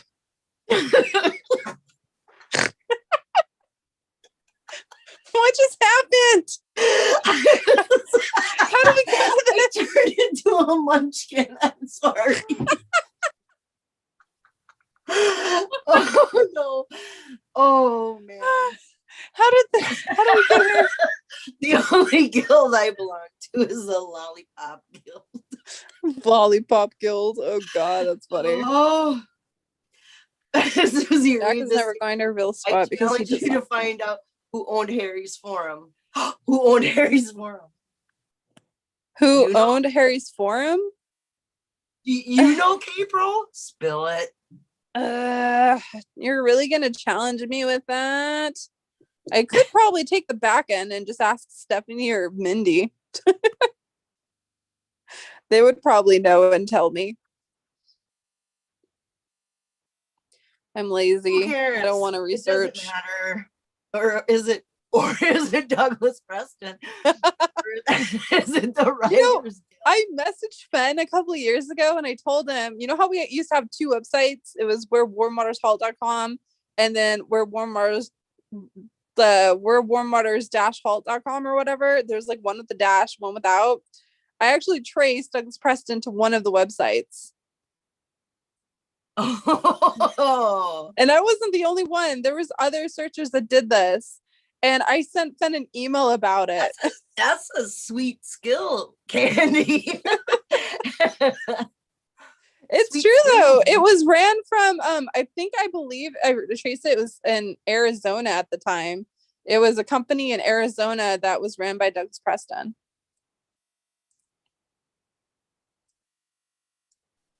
Telling you, he knows. He knows where He knows Warm shit. Halt. He knows shit. Well, there was like, you know, that the website, the one that he ran, where had like weird cryptic like clues or hints, like it was weird shit. Like, do you remember there was one time where it showed like an outhouse or some weird creepy looking like house, and then Where in the window, warmwatershalt.com, and then yeah, I think it was that one, and there was like this creepy looking phantom in the window if you look close enough. I And just then remember one with like red socks or some socks it was socks. near the end, like, you know, like socks on your feet, you know, like that had red stripes on them. Or Well, I know the website, the other one, the one that wasn't Douglas Preston, was ran by the Wolf, the person that goes by the Wolf. oh, the wolf has been very, very good to me. He's one of the first persons that contacted me when I started my YouTube channel and Really? sent me a copy of assigned the only Forrest Fenn signature that I have in my collection. The Wolf sent me Once Upon a While, the very first version of it, signed copy. Oh, that's so cool. I know. Yeah, I don't know who he is, but he did a really interesting analysis on one of the photos of the chest that I went over my channel a few times where I'm just like, the fuck are we looking at, you guys? Like, I'm seeing a monk in this shit and like all kinds of stuff, like an actual monk. But he was the one that ran the other website, right? So there was one that was not the wolf and the one that was the wolf, and the one that wasn't the wolf. There was this one specific post or website that like every a couple of months the website would change, like the background would change. And when it showed the outhouse with the phantom in the window, if you moved your cursor over the window, it played a clip. And it was like a really creepy, weird clip that you had to like actually slow down and like you had to separate it from the other sounds going on and slow down. But I found out that it was from these old stories that I think it was from someone that called The Shadow. The Shadow, it was like The Shadow like, knows. Yeah, The Shadow knows. But it was like a radio show about like old fashioned stuff. And that specific clip was about the treasure hunt of an old man who created a treasure hunt because his family wasn't worthy to inherit his money. So he was looking for someone who was worthy. So he created a treasure hunt just to look for people who were worthy, but it wasn't actually a real hunt. Like, that's the one clip I found on that damn website. And I sent the entire, like, all the episodes to Fenn. And I was like, I know you used to love this, radio show. So here's all your favorite ones. And I was like, this one in particular is very interesting to me. And he like wrote back about it. And I was just what like, do you say? That's I really gotta go back. Let me go back in my email real fast and find it. It's been a while, but Susie, read the last 11.39. What does that mean? I don't know. K-Pro says, LOL, the wolf. Oh boy. Yeah. K-Pro? She says, warning, Will Robinson. I only know good things about him, so don't ruin it, anyone. I used to have my yard treated for ticks and fleas. Is either the Phantom or the Shadow. I can't remember. The Phantom, no, or the Shadow. No. I thought it was a Shadow. I mean the radio show. Every time the radio show would go live or whatever, there was a person, a narrator, who's either known as the Shadow or the Phantom. I just can't remember. Ask Google. Trying to find it so I can pull it up. Hey Google, is it the Shadow who knows or the Phantom?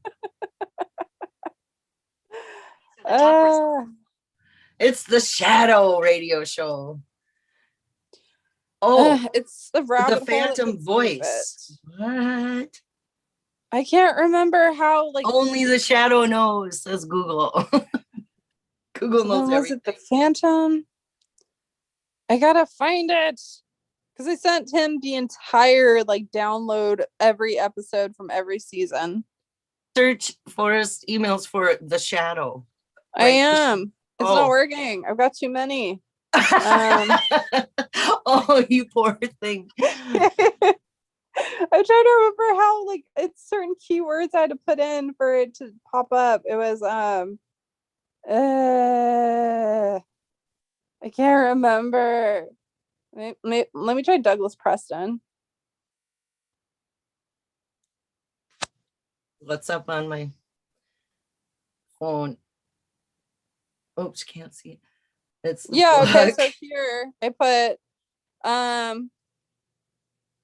so there's talk about this website that has weird cryptic clues to your poem. Everything traces back to a company who created these pages, keeping information private. I did some digging and apparently it's ran by Douglas Preston. The one thing I wanted to share with you is a clip from The Whistler. So I did more digging and I found them online. Would you like me to send you the clip? I just listened to a few and I really like them. I imagine this is what you would listen to on a daily basis. I wish they made more things like this now. The olden days had it good. And then he wrote back, I doubt that Doug Preston has time for such foolery, but I will ask him. Sure, send me the clips. Sorry you were sick. And so let's see. Let me try the Whistler. You know what? All of a sudden I have a PDF file downloaded that's called Dairy Buffalo Breeding. What? How does that even? Okay, so that was June 23rd. Because I asked Google about buffaloes in China, and now I have a PDF file June about 23rd. dairy buffalo breeding. So June How do I make that go 23rd. away? I'm gonna figure out how to make that go away. I'm gonna go all the way June 23rd, 2019. My files, dairy buffalo. June. Don't click on it no matter what. June. Okay, so it's 2019. I need to be in June. Okay. So that's July. It'll be June 23rd.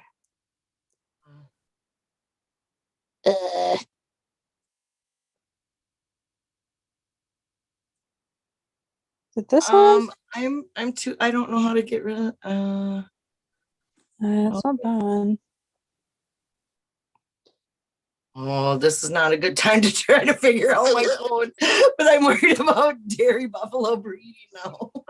Did they hack my phone? Now what? Oh man, gonna ruin everything. Damn it. At least we know it was called The Whistler, and it was hosted by someone called, I think, The Shadow. Okay. But I have to go to not my sent. No, wait, no, I have to go to sent, I think. Hold on. Reading Where is Buffalo it? Philosophy. Click here. There's like so many. Oh, do you Thanks for remember? the laugh. Do you remember that one thing where Stephanie said Fenn gave her a hint? Like a math equation for a hint or something? Do you remember that email? Yeah. Okay, so you know how like the equation gives you 0 and everyone's like, what do we do with that?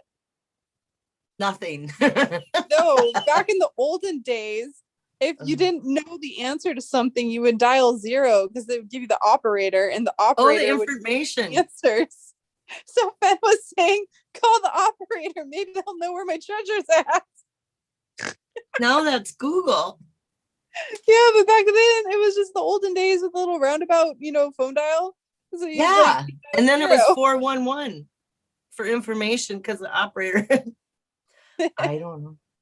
Yeah, but back then, like Fenn's day and age, it was. You called the operator and it. asked somebody's phone number. You just called the operator and said, "What's Forrest Finn's phone number?" And he's like, "I'll connect you," and then just connect. I'm sorry, you're a part of the 7%. You're not allowed.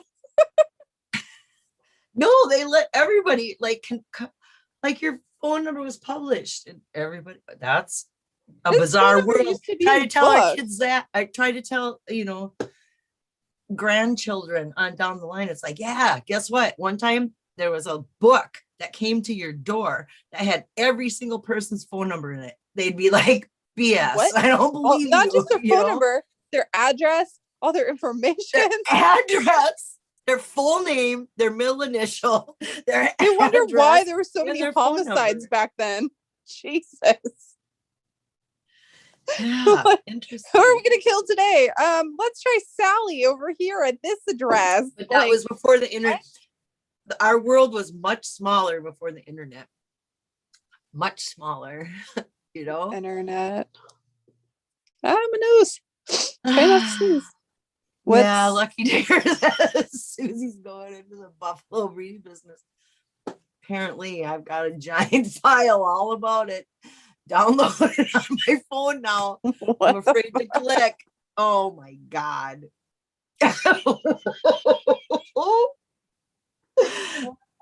It probably has pictures. Stop. Me and my shadow. God, I started keeping the internet. Christy's like theory back. The bullshit. It's so funny. Okay, you guys, what do you think?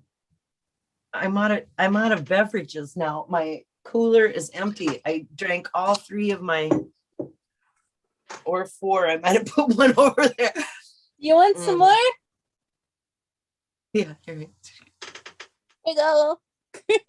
Imagine it actually filled up. What's so That's a sweet magic is this? TikTok thing. Right. Okay, you guys. I think I'm gonna call it a night. Hey. Unless magically more alcohol appears. I know I could run down and get another one. Do it. It's Friday. We the chasers need entertainment. It's you know what? It's Memorial Week. It's a holiday weekend. Hey, huh? It Okay, be is. right back, Candy. You're gonna entertain the masses. I'm gonna Don't tell leave them. now. Lucky Digger says there's 59 people watching. Okay, I'll be right back. Yeah, that's what I said. It used to be dial 0 for the operator. That's what I keep saying. Sweet baby Jesus. No one listens to me.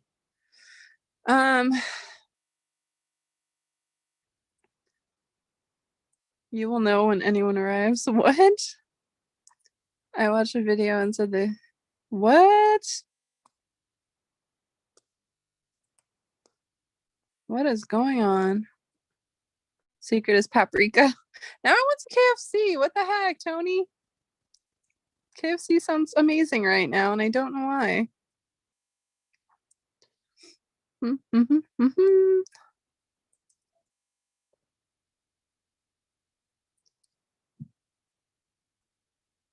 Minnesota. Okay, hold on again. Yeah, back on camera. Okay. Yeah, you guys don't know my research. It runs deep. I've got so much research. So does Huli, though. Huli has really good research. We should all like bug her one day about her research. Yeah, it is a Friday. It is Memorial Day weekend. What is up? This sounds fun. I should out being social. Yeah, we do have Greg's channel tomorrow. Good, Greg. That's gonna be fun to jump into. You know, we gotta love that. So let me see. And he's been pulling some really good numbers lately. If you guys been watching his new and improved channel.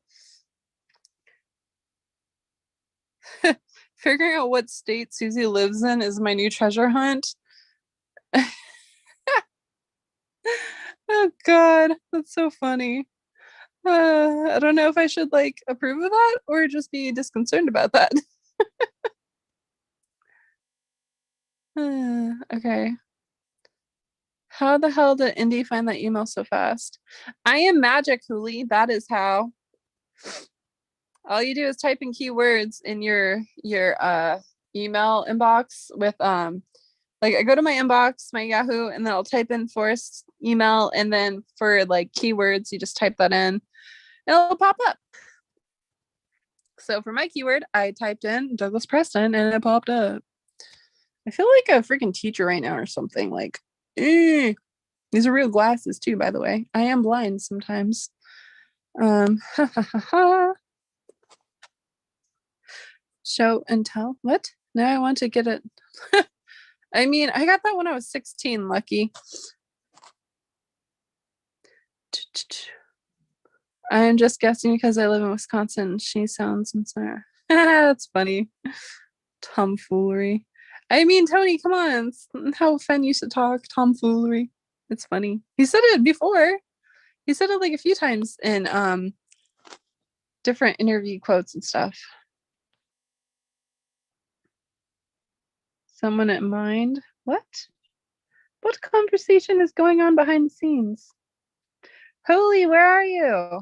Oh, wait, I forgot. I have the power to do this. Participants? Copy? And then you go. And then you go. Do do do do do. Do do do do do. Do do do. Do do do. Got that? And then we got that.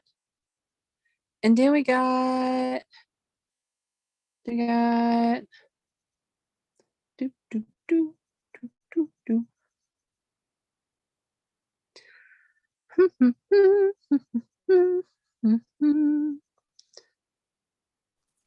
Okay, I'm back. Hi. Hi. Hi. I'm don't have a wrench. Boo. Who doesn't? Me. Oh, I only could post links in chat when I have a wrench. I oh. feel naked. Well, are you in chat somewhere right now? Did you post anything? Just say Yeah, hi in chat right now. Say hi and then I'll give you a wrench. Yay! I feel naked without a wrench. That's what There. Huli said the other day when we were in forgot what chat we were in, but she didn't have a wrench. It was so funny. There you go. Now you can. Ooh. Okay, got some. Oh, I don't have my camera on. What the hey? Here I am, everybody. See, I made it. I went and got. I got two more of these and talked to my sister for a second. As she was crawling into bed. What time is it over there? It is almost 11 o'clock. Damn, I keep forgetting it's like time difference. It's only 9 o'clock here. Yeah, you're just like prime time, man. But it I'm is like, for me Susie, too. why are you 11 calling o'clock. it early? What's that? I was like, Susie, why are you calling it early? Never mind. I got one more sip and I'll be officially the best dancer alive. Okay, we gotta see some moves in, man. Oh. No, I mean, if I ever get to that point, let's my do the legs wave. turn You to gotta. jello. My legs just turn to jello and then I can't get back up. You're supposed to play along. Like I'm gonna do the wave. Oh, no, you gotta do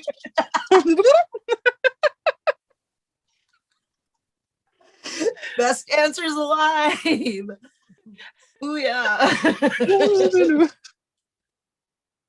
I'm like, honestly, when they say like white girls can't dance, they're not lying. It's not until we have tequila and tequila lies to us and tells us we're good dancers.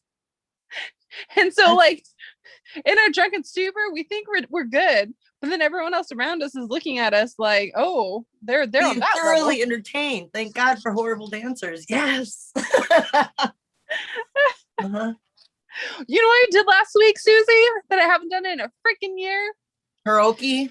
Yup, I did. Karaoke or I don't know. Did.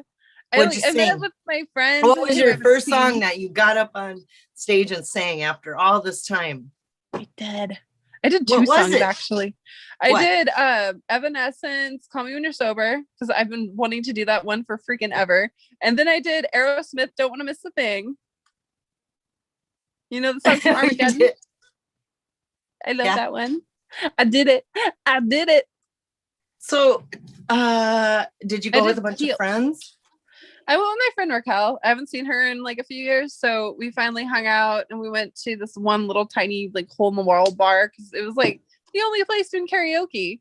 But it was such a long line. And I was like so drunk, Susie, that I went to the DJ and I was like, I'll give you $100 right now if I could skip the list and just go sing right now. And she's like, no. I'm like, fuck. I would have said, hell yeah. Up next, we have candy. Seriously, I was straight up like, I will give you $100, lady. And she's like, no. There's like so many people. And I remember I was waiting forever. And then the one moment I finally go to the bathroom, I'm like, I'm gonna go to the bathroom. It'll be fine. I'm in the bathroom. They're calling my name. I'm like, damn it. So do you have to wear a mask when you sing? No. Like once you went in there, you didn't have to wear a mask. People didn't give a shit. It was awesome. I don't know. Well, the rules here are like if you're, you know, whatever, but I know they're different everywhere. And you're in California, and I think that's the worst, isn't it? The worst. Yeah. I don't know what to make of it. What county are you in? Are you in LA County or something like that?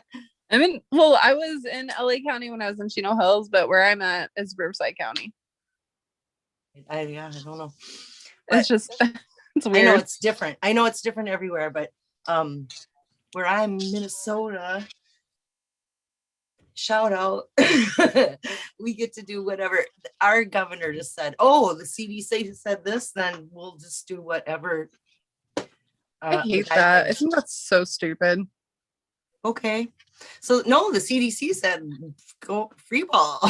You know, so fine, because they were strict. He had our governor had more strict rules. We weren't gonna open up until the 4th or July 1st was Yeah. but then the CDC came out and said, yeah, it's all good to go, or put the guidelines out. And so our governor said, okay, that's what they said. So we don't have to wait anymore. I think ours, like for California, I believe June 15th is officially when like everything's supposed to be opened back up again. So you're I'm like, almost "That's there. cool." 2 more weeks. You almost got it. Yeah, seriously. I'm like, yes, summertime. I know, it's so weird. It's just like been so well, everybody. It's been so hard on everybody. And then our Chase community, like during the treasures found and Forrest passed away, and we still and we can't, it's just like this extra, it's just been so extra. All I have to with say is if we didn't have our Fen community and our YouTube during quarantine, we probably would have gone insane. Like we would have lost our minds. We would have been like scribbling on our damn walls, like Level Matters Halt is the home of Brown, and the home of Brown is the place, and just like scribbles all over. David Crumb said the CDC did not say go free ball. What? You know what I mean? Free fall? Oh my god.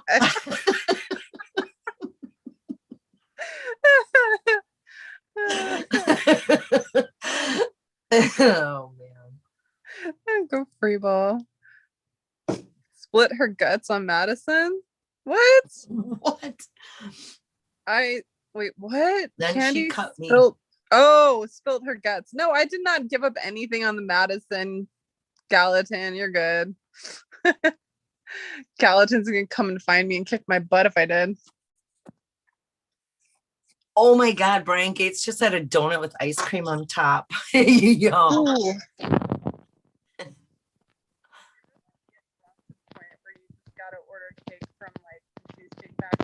Oh, Candy, I can't hear you. Where'd you go? Oh. I said, do you ever get to the point of like being so buzzed you decide to order like cake or pie off of like DoorDash? Thank God my town is too small to have that much access to anything. Really? I'm like, I'll sit there on a Friday night and DJ will ditch me for the bar and I'm like, I'm gonna buy some cake. I'm sure we have Uber Eats. I know we do and stuff, but it's like until, I don't know how the rules are or what restaurants participate. I don't know. My town is small. It's only like 22,000 people. My town, I don't even want to know. Did you know the CDC, like, it was a couple of weeks ago, the CDC had something up on the TV and they were talking about like towns that would survive a zombie apocalypse and towns that would absolutely just die and never come back. Riverside was like one of the towns that would be the first to go in the zombie apocalypse. And I'm like, it's the damn toilet paper thing, isn't it? Like when that shit happened, the entire like everything was just like, it seemed like the whole town was on fire basically. The town lost their minds over toilet paper. So zombies, I'm not surprised. Silver Sage. Hi, dear. She said our state opened up 2 weeks ago and now the numbers are climbing again the last 2 days. I'm not going out, period. Oh, don't. I know. What's a Madison?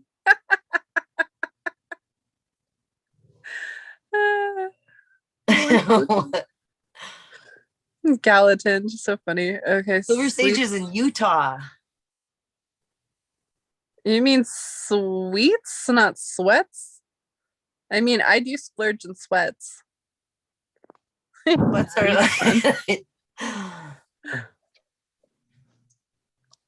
sugar coma? 1800. And Latris? What? Oh God, this is funny. Rudy, is Rudy in here? Yeah.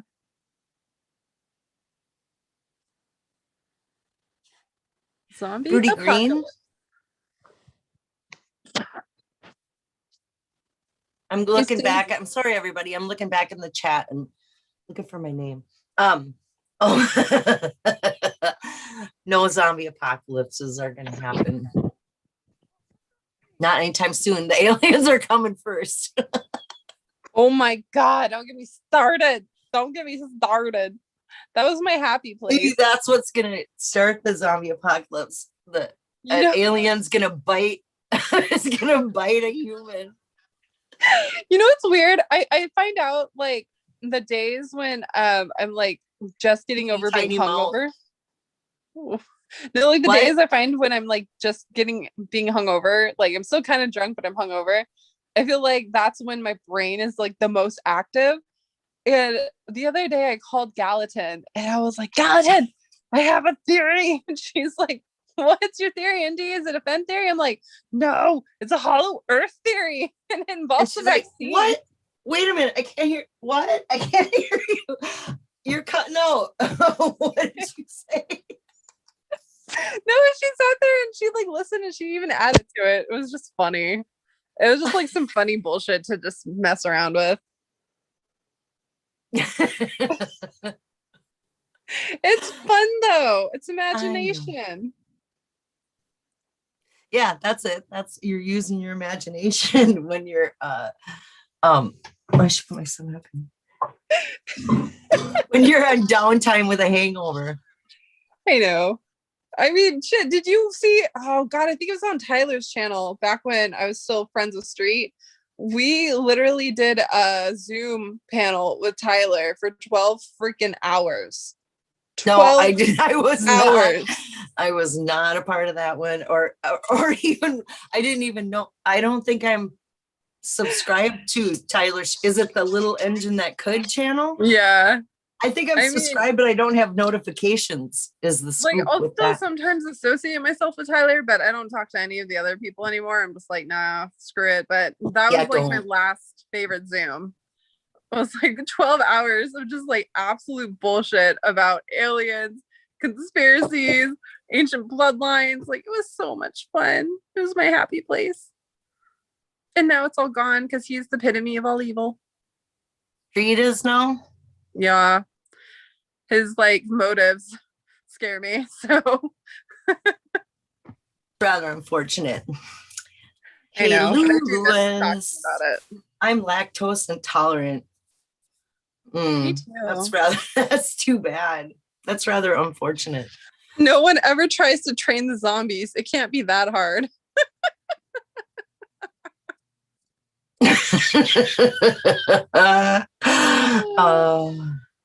I shopped a bit this evening and left my mask in the car at one of the stores. It felt weird. Yeah.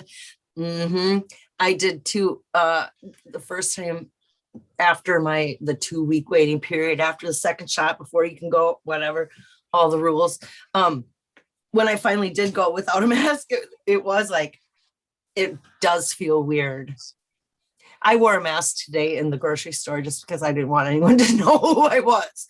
I just wanted to. It is a small town. It's a small town. Like I said, there's chances of running into people, and like last week when I met my friend at the bar, I like walked out, like I had the mask in my purse, but I was walking with my purse, and all of a sudden I look around, I see like some people with masks, some people without masks, and I'm like, shit, what do I do? What do I do?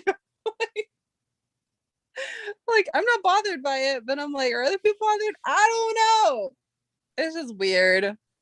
I don't know. Mask, no eye contact, stay focused. There's me in the store. Yeah, but like last year when we were in West Yellowstone, there was like barely any masks ever. Like you had it for 2 seconds. Well, the density of population seems really not very big there. It seems like there's a lot of fresh air and not very many people. Yeah. I wanted so badly to do a Fenbury in West Yellowstone because like last year for the Fen finale, It was so much fun.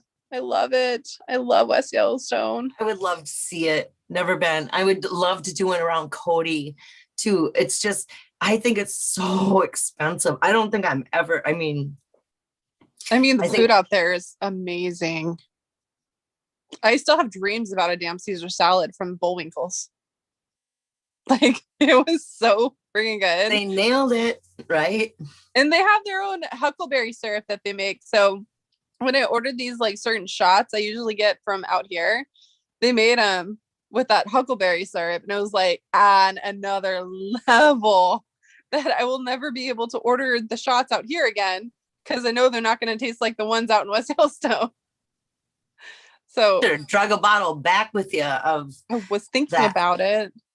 I had to leave a whole bunch of stuff behind because like the stuff I bought versus the stuff I brought and the stuff people gave me, I couldn't fit anything in my freaking carry-on. I just brought a carry-on on the plane because I didn't want to do the check-in luggage. So I like actually left a few like outfits behind just so I could bring some stuff that like 3D Bronze gave me. And I had to give Copper Dan, I had to give him the lamp 3D Bronze made. It was like with Dale and Fenn. I had to give that to Dan. And then I had to give him But the that's awesome that Dan has it.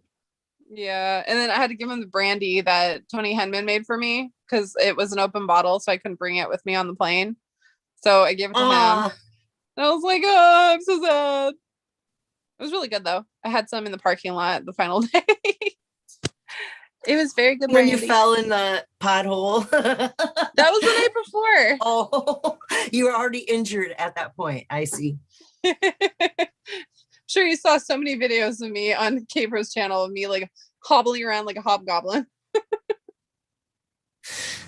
It would be fun to go back and watch those again or watch I that. don't. I know she's got videos of me in the bar making karaoke where there's not karaoke. Whoops. She's got some dirt on me for sure. I binge watched like 6 seasons. Wait, what seasons? What? David, the show where they found Sophia in the barn was the best. Shane knew that. What are they talking about? I have no idea.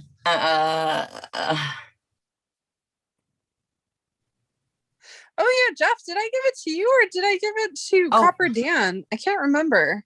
Walking Dead. Are they talking about zombies? Fucking Walking Dead. Possible. I stopped watching that show after the bridge blew up. Halo Top? Halo Top? It's a Halo Top. What are these That's things? ice cream, I believe. Mm-hmm. Oh, there's Ice stars. cream without for lactose intolerant people. So you can Wait, eat do you ice have cream any without people in getting the waiting fart. room? Is there It's somebody in the waiting? Is there? I don't know. I sent the link to Huli and Greg and I think one other person I forgot. No one's in the wait unless I didn't notice it. I just put the link in again. Oh, I see. And I he did gave give it to Copper Dan. Has anyone gone to Mummy Cave? Ooh, I know. I made a really good like search solve theory on Mummy Cave. It's a really good. Yeah, I can see where that would be a place where Fenn would want to die, because all the, Well, he loves history. Like he absolutely and the loves archaeology it. connection. He loves the archaeology of it, and the whole. I know. And so that's what they said in the book. That's what understand where he wanted to die and his motive. Understand Fenn and his and so who knows Fenn more than us, But hey, there's the good Greg. I think this is Hi, gonna good take me all Greg. night to drink. Blech. I got hiccups. I want to go in there and into Frosty's cave. Frosty cave? I thought Frosty's Cave was in connection to Buffalo Bill. Still, no matter what, I didn't know there was such a cave called Frosty Cave. Yeah, it's in association with Buffalo Bill and his final resting place. I looked into that area because in their original Bozeman Daily Chronicle writings, he refers to what's his name as Frosty first. It's Frosty and then he changes it to something else. And there's this cave that is, I forgot where it's located, but it's not too far off from Buffalo Bill's final resting place. Ow. And it's called Frosty Cave. Skeleton ghost. Shane was a snake. He knew that Rick was alive and left him so he could do his wife. What Wait, is what? this? What? Who? What? Is this What a just happened? is this a show? I don't know. I just butted into somebody's conversation in the in the chat because I wanted Oh to God, know. Lucky Digger is talking about. Is it the zombie show? Yeah, it's The Walking Dead. Oh, okay. Yeah, Okay. Frosty and Cedar Mountain. Yeah, that's over by Buffalo Bill's final resting place, right, Huli? I think mommy isn't PC anymore.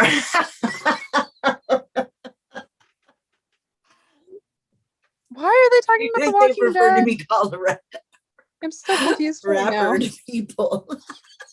What? I don't know, but David Crump is cracking me up tonight. Mhm.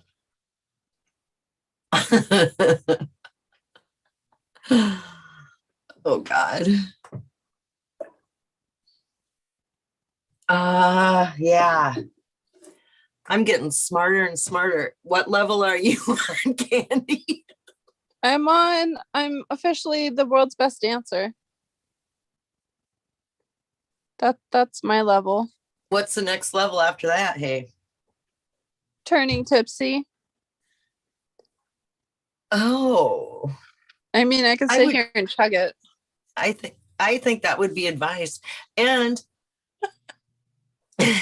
Very much advised. I think you would turn tipsy before you got to be the world's best dancer. Oh, I suppose if you're dancing, you shouldn't be tipsy. I don't know. I feel like if you're dancing and you're tipsy, you're going to be teetering over, not dancing. Which I've done many times. Many times. David Bradshaw said, no one's going to stumble upon that chest. That Uh-oh. means unless you 40 know pen. where you're supposed to go, you're not going to find it. Well, no one's going to find it now because Jack already did. Gallatin Ghost said the difference in that chapter and the Bozeman articles is the yellow Cadillac. Ooh, I love that. Gallatin Ghost. That color was not released on Cadillacs when Forrest was a lad. Oh, that is so good. This is the weird. I told you she's very smart. Yeah, and I can tie. Isn't the car from F. Scott Fitzgerald? What book is it? Great Gatsby. The Great Gatsby. The car in Great Gatsby is a yellow car, and I always tied that yellow car into, and also the transportation from Yellowstone or from West Yellowstone into Yellowstone Park. They're all these yellow taxis, yellow buses, yellow cars took people and tourists into Yellowstone. All the public transportation was yellow. That's what I'm trying to spit out. God, came a long way. There's so many rabbit holes you could go down in each I chapter. know. Did So them all. many. I'm pretty sure I've done them all. And forgotten, like, I bet I've forgotten more than half of the stuff that I've learned, you know? I used to do that. I'll go get down a rabbit hole, right? And go, then- wow. You know, yeah, it expands when you start picking at something. It's like, you Or you know? like forget it, and then like 2 years later you'll come across it again, but this time you'll like remember something else you learned and get to apply it to that, and it's just like makes so much more sense now. It's like 2 years ago that didn't make sense, but now that I know this does make sense. It's like I do it all the time. It gets a little tiring though. What I haven't done and what I need to do is go back and read The Thrill of the Chase. Just read the book. Just read it from cover to cover. Just read it. I haven't done that, I don't think, ever. Well, I've always read it in parts and then gone back and analyzed it, you know, just to read the book normal. I think that's my next move. I remember the first time I ever read the book normal, like DJ got me the book. I read it in one sitting. It was just normal. Wasn't looking for anything. I remember waterfall. Waterfall had to be a part of it. Waterfall was so important. Waterfall and fishing. Those were the only two thoughts that like went through my mind at that time. It's just like, this man has got a damn waterfall and it includes fishing. Like, and Yellowstone, clearly. Those were the three things that stuck out before I ever was this deep into the chase. Yeah, and that's a really good point, Candy, is to think about what were the first impressions of the chase, because the most simple version and the most, you know, like your initial thoughts on it, maybe it, you know, because it's when everything was so simple before you started complicating, or I started, like, whatever everybody did. We all complicated it. Right. Complicating matters by jumping down those rabbit holes, you know? Yeah. My first inkling was it was an environmental something to do, because, you know, he right in that beginning part of the preface, or, you know, the introduction, said that he was an environmentalist. And more yeah, than more than most. Mm-hmm. And so then that I learned so much about mining and the damage it does, and the strip mining, and the all the different kind, you know, mining, and the waste that's left over after you mine for gold. You have all these tailings and this horribleness, arsenic and stuff left over. And it's like, wow, I didn't know any of that. And so my first inkling was this gold is a valuable natural resource that's mined.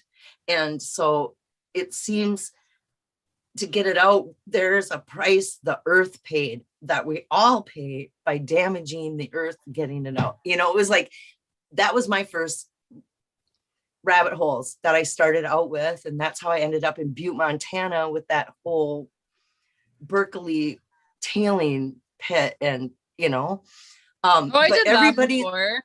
But everybody looks at, and that's just the thing with the chase, everybody looks at it and brings what they're like, their button or their. I looked into it once where it was the Lakota people. It was the tale of the Lakotas talking about how they had to leave because we were taking their land to mine for the gold that they had. And so I remember back when I first started this stuff, I was crazy enough to look into South Dakota, because South Dakota has a tiny little piece. It's part of the Rockies. And it's just what happens. There's a really good World Mars Halt right over there. And I was like down that hole for a while, and I sent like this really cool email to Fenn, and I was looking into the white buffalo calf woman. And this is before I knew the stuff I know now. But there was such cool stuff. And it's like, now it's like, it's been narrowed down to Wyoming. And we still can't get shit. Like, why? Lucky Digger says in the chat, said, whoops, my computer just froze. Oh, dang. It froze? Okay. I got it. Here we go. Do you think it was strange in the New Mexico tourism video that Forrest Fett said he didn't bury the chest, but at the end he kept saying it's not buried where you can find it?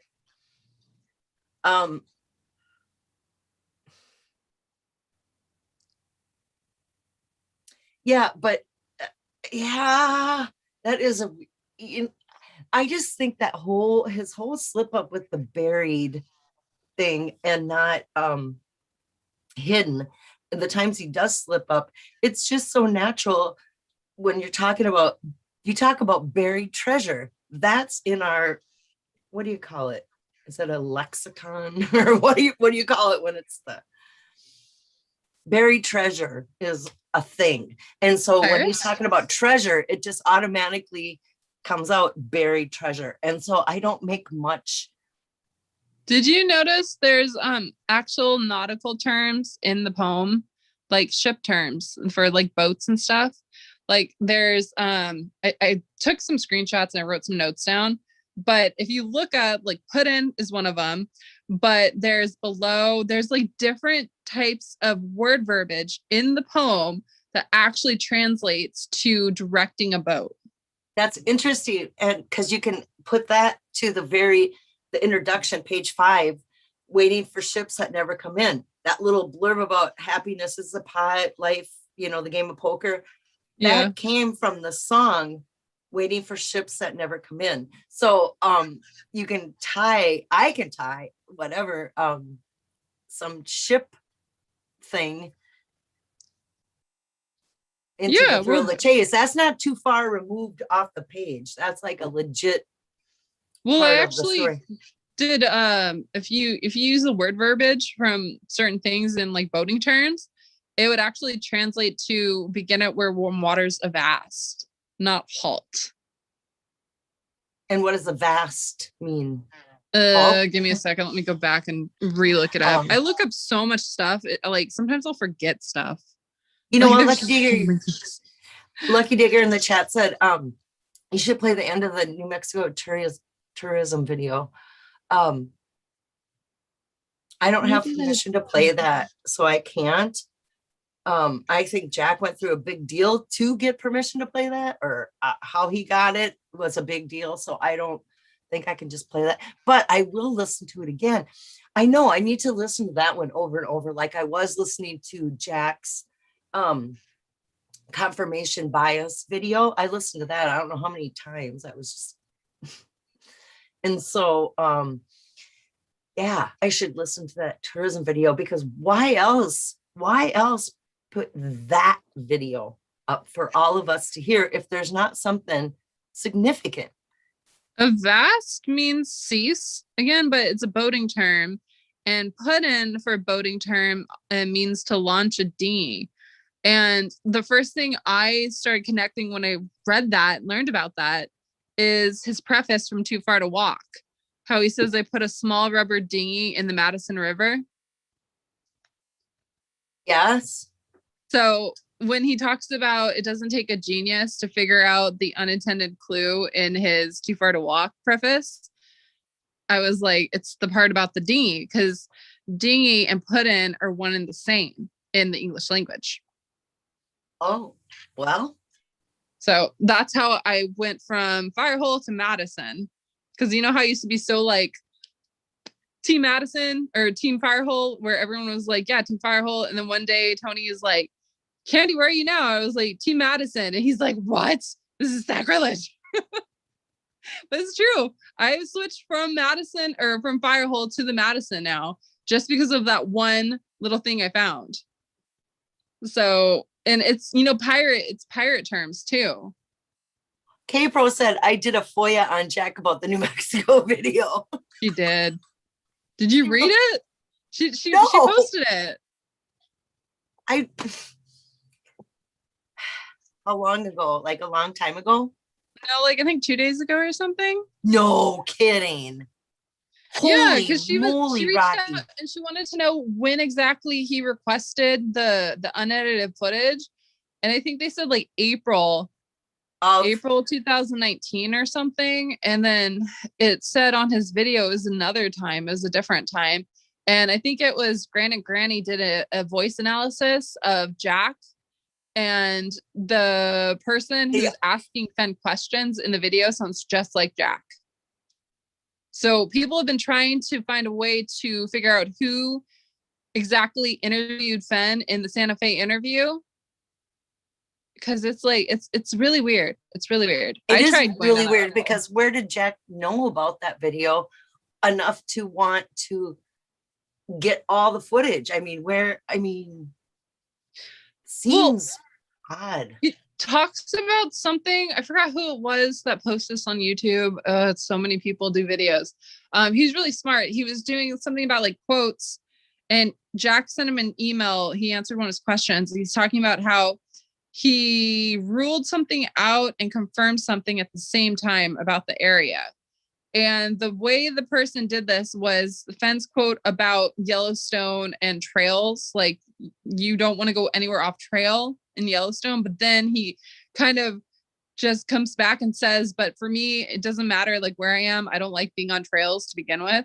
So kind of like ruled something out, but then confirmed it at the same time. So people believe that email cross-reference with those quotes mean it was in fact Yellowstone. It was a really good video. You should watch it. I just got to remember. I'm convinced it was Yellowstone. I don't know where in Yellowstone, but it just seems so obvious now, you know? Somewhere in the Madison.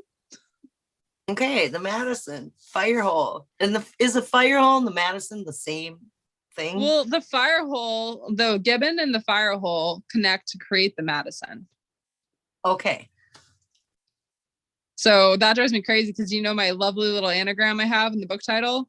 This is the fire hole halts at home, and halt means to have asked to see. So the fire hole stops and creates the damn Madison. I bet Forrest is like, oh, well done. I sent him that video I made. It's not you know, He that's loved not it. how it's solved, but that's a great way to use it. Anytime I would talk to him about the Madison, or like I noticed stuff that I would talk about versus other stuff, he would get all excited. And I remember I sent him my video on the anagram I did, the first video I ever did for YouTube. And I have this like really long email he sent me about it. And That I was like, awesome. I remember that video. It was like, that's how everyone knew, because you were on AGK or you did that video and then AGK had you on after that. yeah. Mhm. Yeah. It was like, oh, what? She came up with what? This is good. Yeah. Thanks. Yeah, I miss that. That was Too good. bad I just didn't know how to interpret it. It was at so the much time. fun.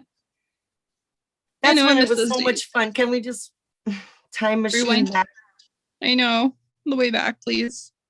Just Yeah, go back move to when back. people weren't trained to throw each other under the bus for documentaries. And everyone shit. in the chest was still out there and we still got to go look for it and everything was normal and we were excited by finding anagrams in the title and fun. You know what I used to do when I was having like a bad day?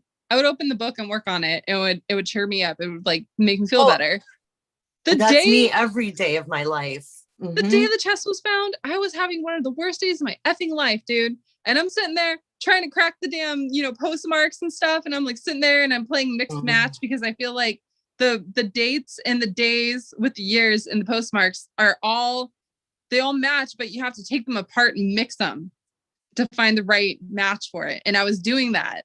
And then right when I go to finish the last 3, I get like 100 emails in my inbox that I didn't look at before saying, the chest has been found. I'm like, you guys are bullshitting me. Then I go on Facebook and the first person I see is Jason Dent post, the chest has been found. And I'm like, this is bullshit. This So I is the sent worst. Fenn an email and I'm like, is this true? Jason's saying it's freaking true.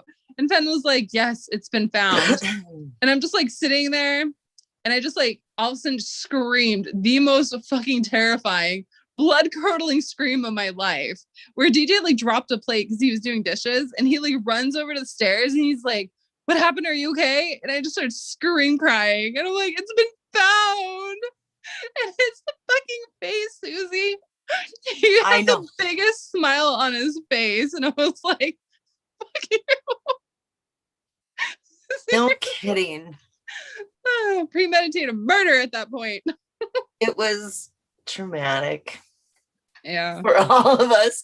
Well, it's just such, it is true. And Jack did say it, in Dan's book, he did talk about how Jack knew or knows that it's a big responsibility that he took by finding the treasure. So many dreams were crushed, thousands of people.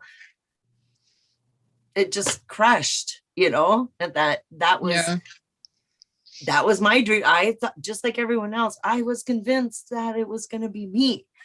to figure out the poem, just like everyone else. Forrest made us all think that we could do it. And I totally thought I could do it. And that made every day fun. And so when you're what my life sucks, by the way, well, everyone knows that by now, because that's all I say. And so when yeah, it's really not having that. And there's just not a treasure hunt that makes me feel like that. Again, I still haven't run across another treasure hunt that makes me feel like I can do it. You know, I think it's because Fenn reached out and he was so personable with all of us. Like, even if he didn't email you, he still talked to you in such a way that you thought he was talking to you. Like, that was my favorite thing about it. And just the way the book, you know, the approach of what he took, how he wrote the book. Like, he wrote the book at a level that's compared to his first book, or compared to the beat of the drum, the hoop of the dance. Mm-hmm. Reading that, how that is written, and the vocabulary, and the, you know, how he writes, and then reading The Thrill of the Chase, it's like two different people wrote that book. Like, he brought it down to a level that was kid-like. He brought it down to Catcher in the Rye, young adult. You can do Whimsical. this. Anyone can do this. And said a redneck from Texas with whatever, how many kids, 12 kids, whatever his goal was, you know.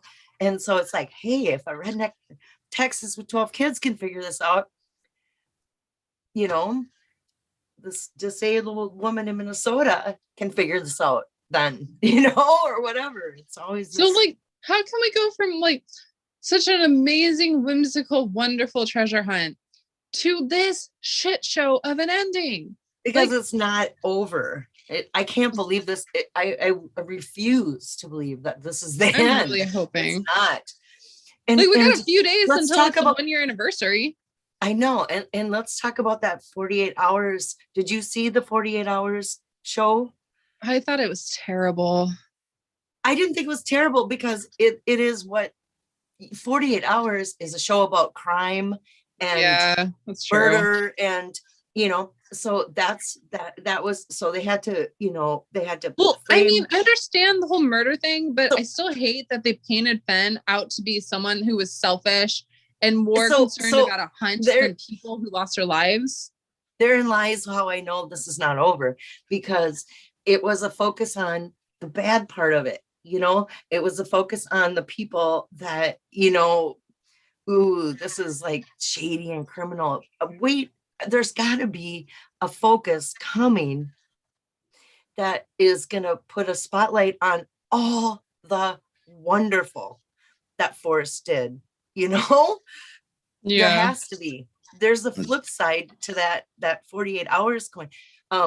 Although I thought it was well done, and you know, but it captured for somebody that's not in the chase to watch that show and to see it like that, you know, it's kind of like it's a different, you know, it was written for the people that aren't in it, you know, or don't know like we are, you know. We're so deep, we're never getting out. You know, at first whoosh, we're in the rabbit hole, our butts are sticking out, we're never getting out. My feet are like no kidding, you know. We've all got a different view than the rest of the, you know, the scope of this. I bought the new freaking the new hunt going on in the UK, you know, with the giant map. Oh my god, I haven't even looked at it since I got it in the mail like the first day. I like took a glance at it, I'm like, whatever. Every single time I go back to the hunt, like the chase, I can't get past it. Every time I want to move on and start something new, like I entertain it for a few days, because it's not there's no closure. We have no, you know, mental closure. Yeah. And until we do, I think this is where we're all just stuck in. time and You know, a there's psychiatrists that are like using us as prime examples in They the classrooms. as they should. This is obsessive compulsive disorder right here, kids. We can't step away. It's cruel to leave us hanging like this, man. I don't care what, label what's wrong with me all you want. I don't care because Well, it's like not going to change. yesterday, It's not going to change how I feel, I mean, yesterday I like took a break and I just didn't do anything Chase related yesterday. I just like watched Netflix, caught up on like interesting show I started. And it felt good. It felt good to just not be present in that moment. And then the next morning I wake up and a bunch of people are making videos saying I'm canceled. I'm like, what? And they're like, choosing I didn't see any cancel videos. Oh, our favorite, she who shall not be named, made a video this morning talking about how we're irrelevant, we're canceled. And so I was like, I want to set the record straight. I took a mental break.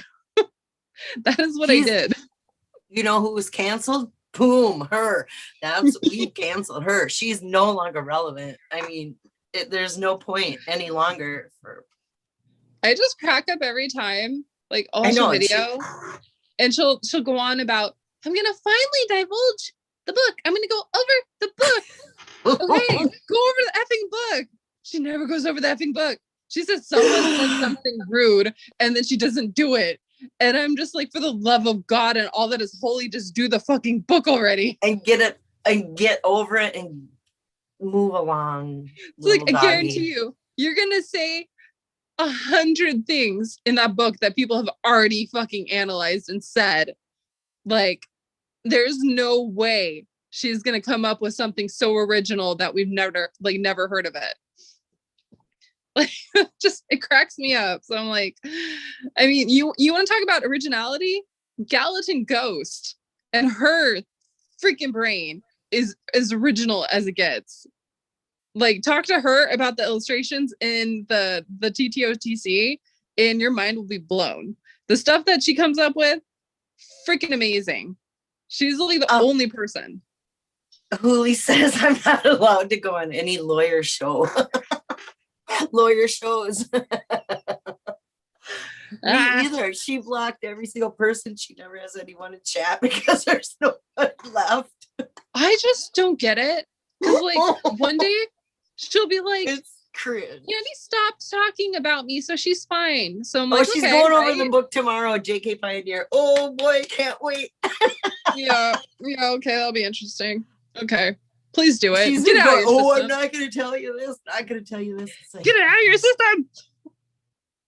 Please quit torturing us. Mm-hmm.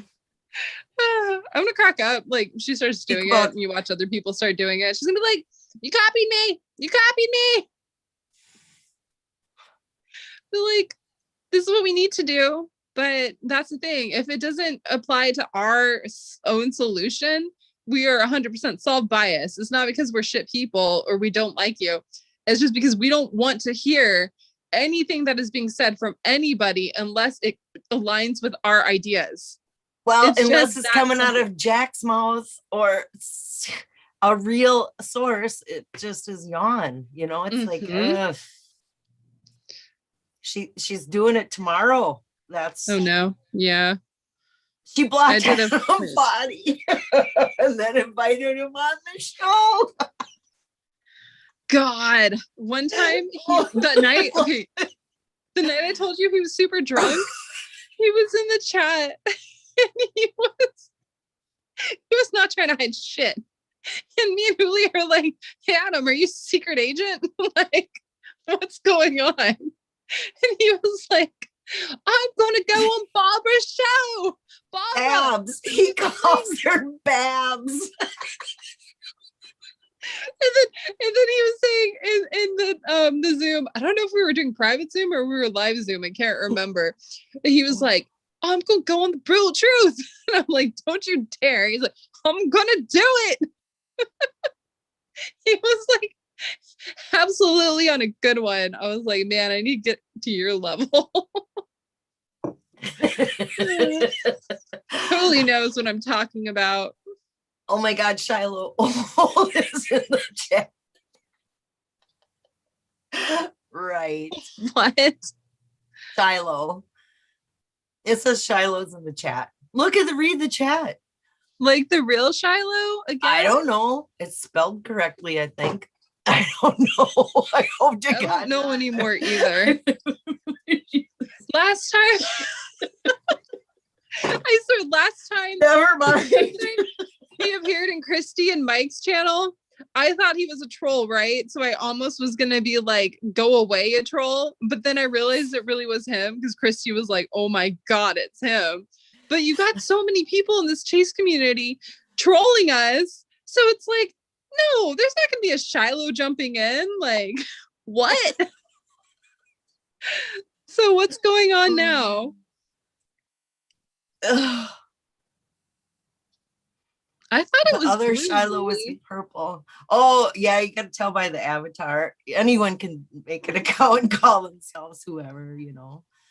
I know. It's kind of horrifying because I wonder if somebody else was ever Susie Fennhaven. Oh God. Just message, be like, Shiloh, is this you? God, that's funny. I did ask him though, when he was in Christy's chat, I super chatted and I asked, if he knew about my channel.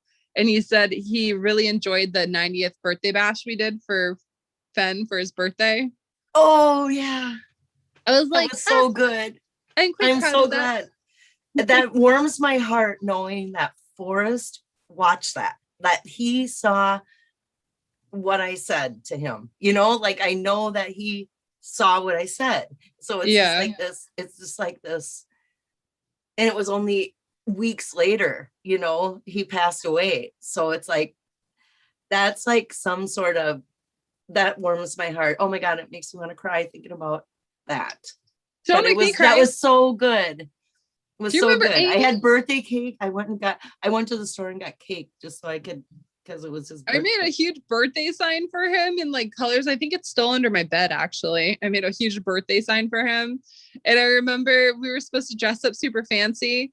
And then a lot of people were like, we're not doing fancy. So I'm like, okay. So I'm just chilling. And then Amy jumps on and she's like wearing pearls and all fancy. And I'm like, hold on, wardrobe change. And I like went upstairs and put on this evening gown. I came back down. I'm like, okay, let's get this party started.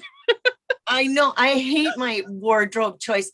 I tried to find, I think that's when I wore a rainbow, just a horrible sweatshirt with rainbow stripes down the sleeve. Cause it's like, oh, a rainbow. If I had a redo, I would have put my crushed velvet dress and jewelry and all of it, Julie's Yep. like, hiya, Shiloh old. Please send Susie Fennhaven a picture of Lily. Please. Wait, it says there was messages rfhecky@gmail.com. deleted. Why are there messages deleted? I don't know. Haha, Shiloh's banned. Oh no. Oh no.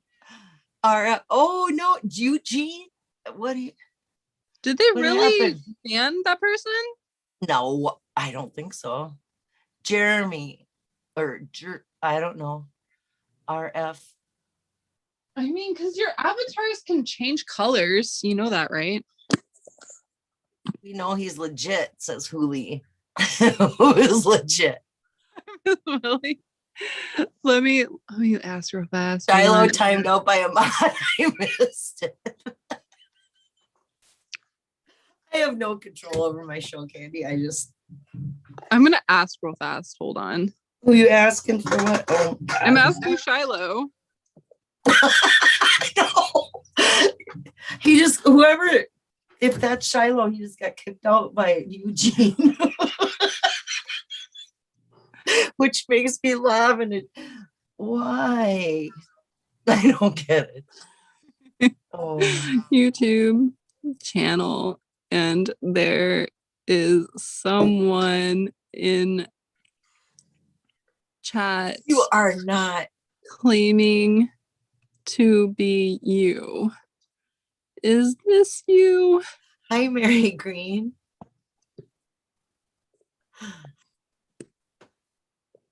Mm-hmm.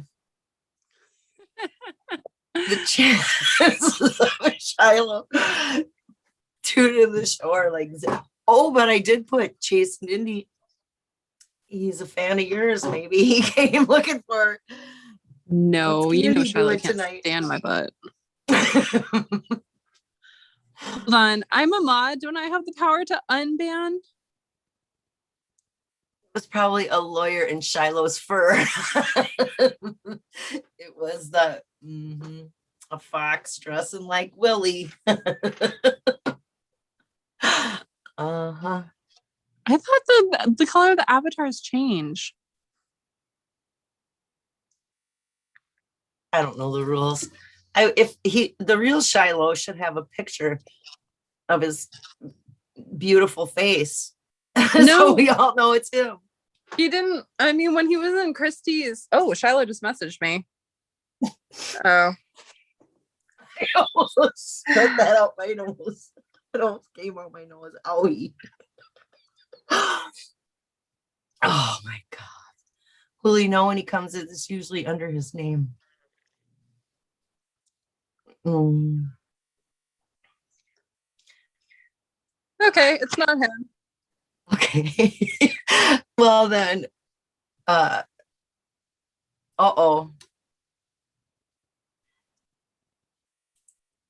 Oh, still typing.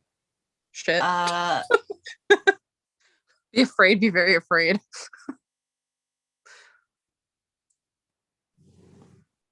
What is going on? Okay, so at least I debunked that. That is not the real Shiloh. We're good. Susie, I love you. You're just like, it's Shiloh. I'm not hide under my hood. That was me the whole time at February 2019. Like every time I was around Shiloh, I was like, hood, going hiding. Hat, giant sunglasses, mask. What? Nothing. Just like a little sliver of skin. There you go. That is who I am.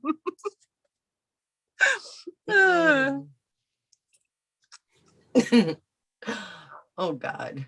Oh, he was nice. Because I said, okay, thank you for letting us know. Have a good night. He says, no problem. Good night to you as well. Aw. Oh, that is so. I can't believe you just have the hookup right there, man. Wow. No. Guarantee you, Cello thinks I'm a fucking weirdo. I am a fucking weirdo. It's okay though. I accept How it. old is Shiloh? Oh, I don't know. Young. I think 32. I think he's my age. How old? 30? 32. 32. Go excited for a second. I'm like, Susie. It's okay. If we start talking conspiracies, maybe he'll jump in. I'm switching to 7-Up, y'all. 7-Up. Diet 7-Up, not even sugar. Here, pour some of that in here. I need some. Get you back to the dancer level. The best dancer. I am now at turning tipsy, which I'm not. I'm not turning tipsy. What is that again? Beer and orange juice or gin and juice? No, it's just beer and orange juice. They call it a beer mosa. Well, you need more beer and less mosa. Well, DJ drank all my alcohol, so I went and drank all his beer. Oh, well, can't you just order up, make DoorDash bring you a bottle of wine or whatever you want? I was going to, but like lately DoorDash has been being really weird. Like, cause it'll say like, yes, I'm of age, you check it. And then when they come to the door, you show them your license. But for some reason, it's not been letting me do that. So I'm like, I don't want to actually physically go out and do things. So I'm struggling. If you get somebody to bring it to you, well then, fine. Right? Bring me alcohol. Well, DJ usually brings me alcohol, but he drinks it all. Like he brought me 3 micheladas. He drank those. And then I had 2 cases of the Stella Rosa wine coolers. He drank all those. So I'm like, I'm gonna drink your shit because I ain't drinking tequila. Like last time I drank tequila, I was hungover for days. What does he drink when he goes to the bar? Beer? Stupid Bud Light or Coors Light, whatever the hell that stupid crap is. Like Right? the most disgusting beer on the planet, which I'm drinking right now. No, the most disgusting beer on the planet is Budweiser 55. It tastes like How is that?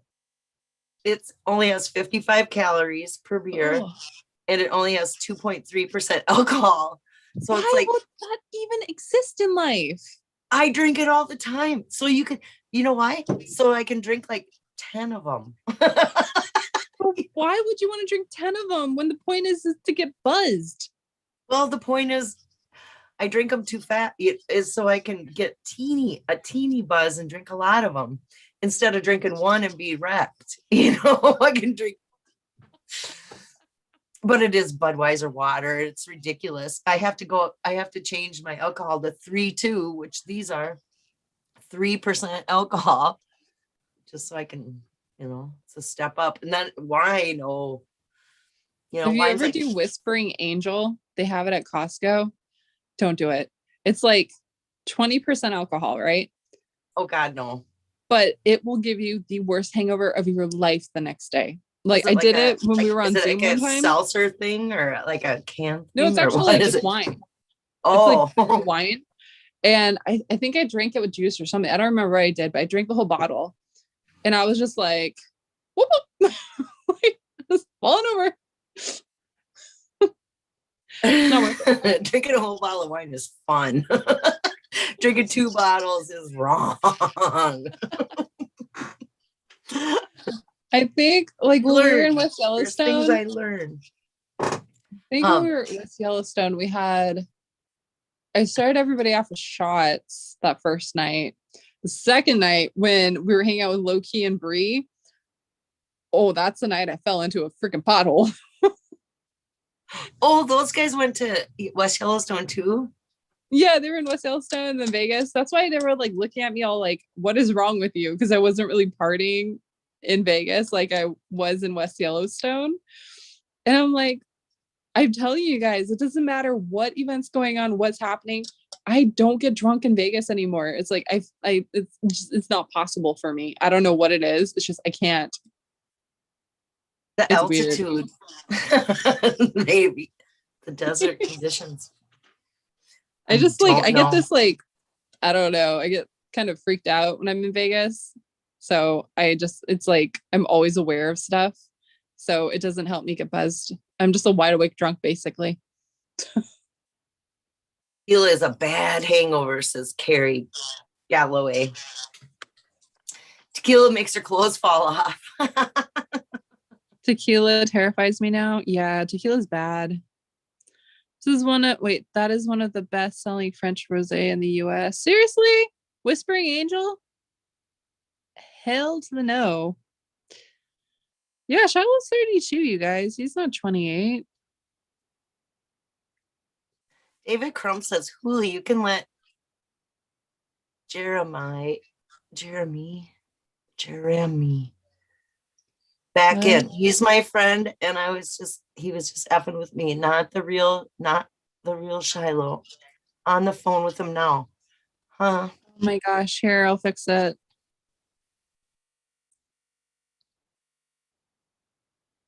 Whatever. There you go. I fixed it for you.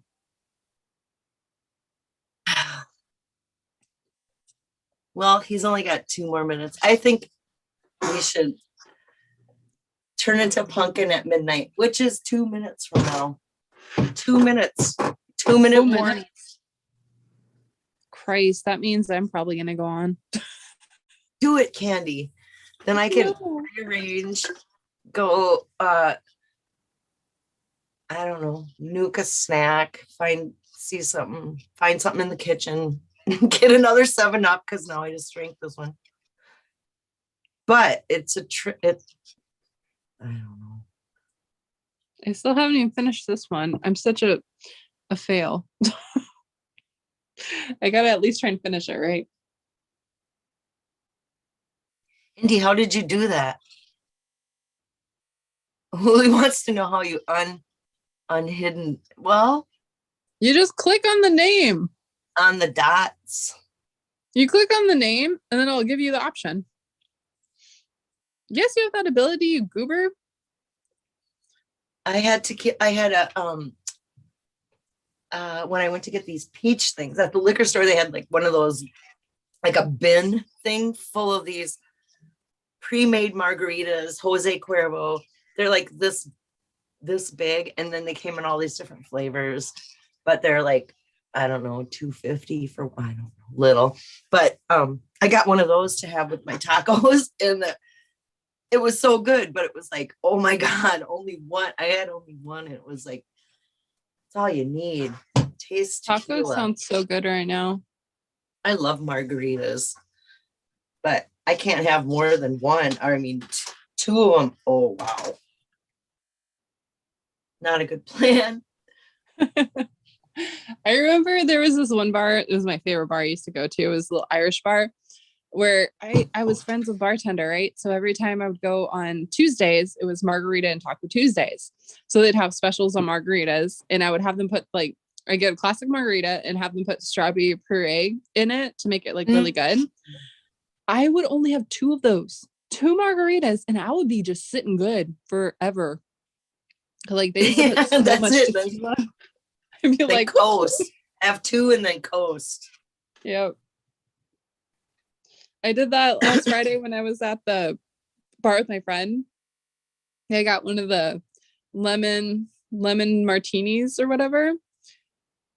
Yeah, they're really good, but oh my God, you only need 2 of those and you're just done for the night. I had 3. One would have been suffice. I had 3, and then we went to another bar for the karaoke, and then I had a Dirty Shirley, which is vodka, grenadine, and Sprite. Yeah, it was good. Oh, Dirty Shirley, that's funny. You know, yes. I ordered that in West Yellowstone. We were at the Bullwinkle's bar, and I forgot who it was. It was a searcher, and he was offering to get everyone's drinks, right? So he turns around and looks at me and he's like, Indy, what do you want? And I thought I was being simple. So I was like, oh, I'll just go for a Dirty Shirley. Christy looks at me like I should bitch slap you right now where you stand. And I was like, what? And she's like, can you be any more complicated? And I'm like, it's just a vodka, Sprite, and grenadine. And she's like, you could have just ordered a beer. Wow. And I was like, okay. I didn't want a beer. I wanted Dirty Shirley. It's like every time I say Dirty Shirley now, I think she like cringes. Somebody's biting. JK Pioneer's biting the worm. In the mezcal. Yeah, my mom used to tell me about that shit. And I was like, what is wrong with you? Flying Dog saltwater taffy.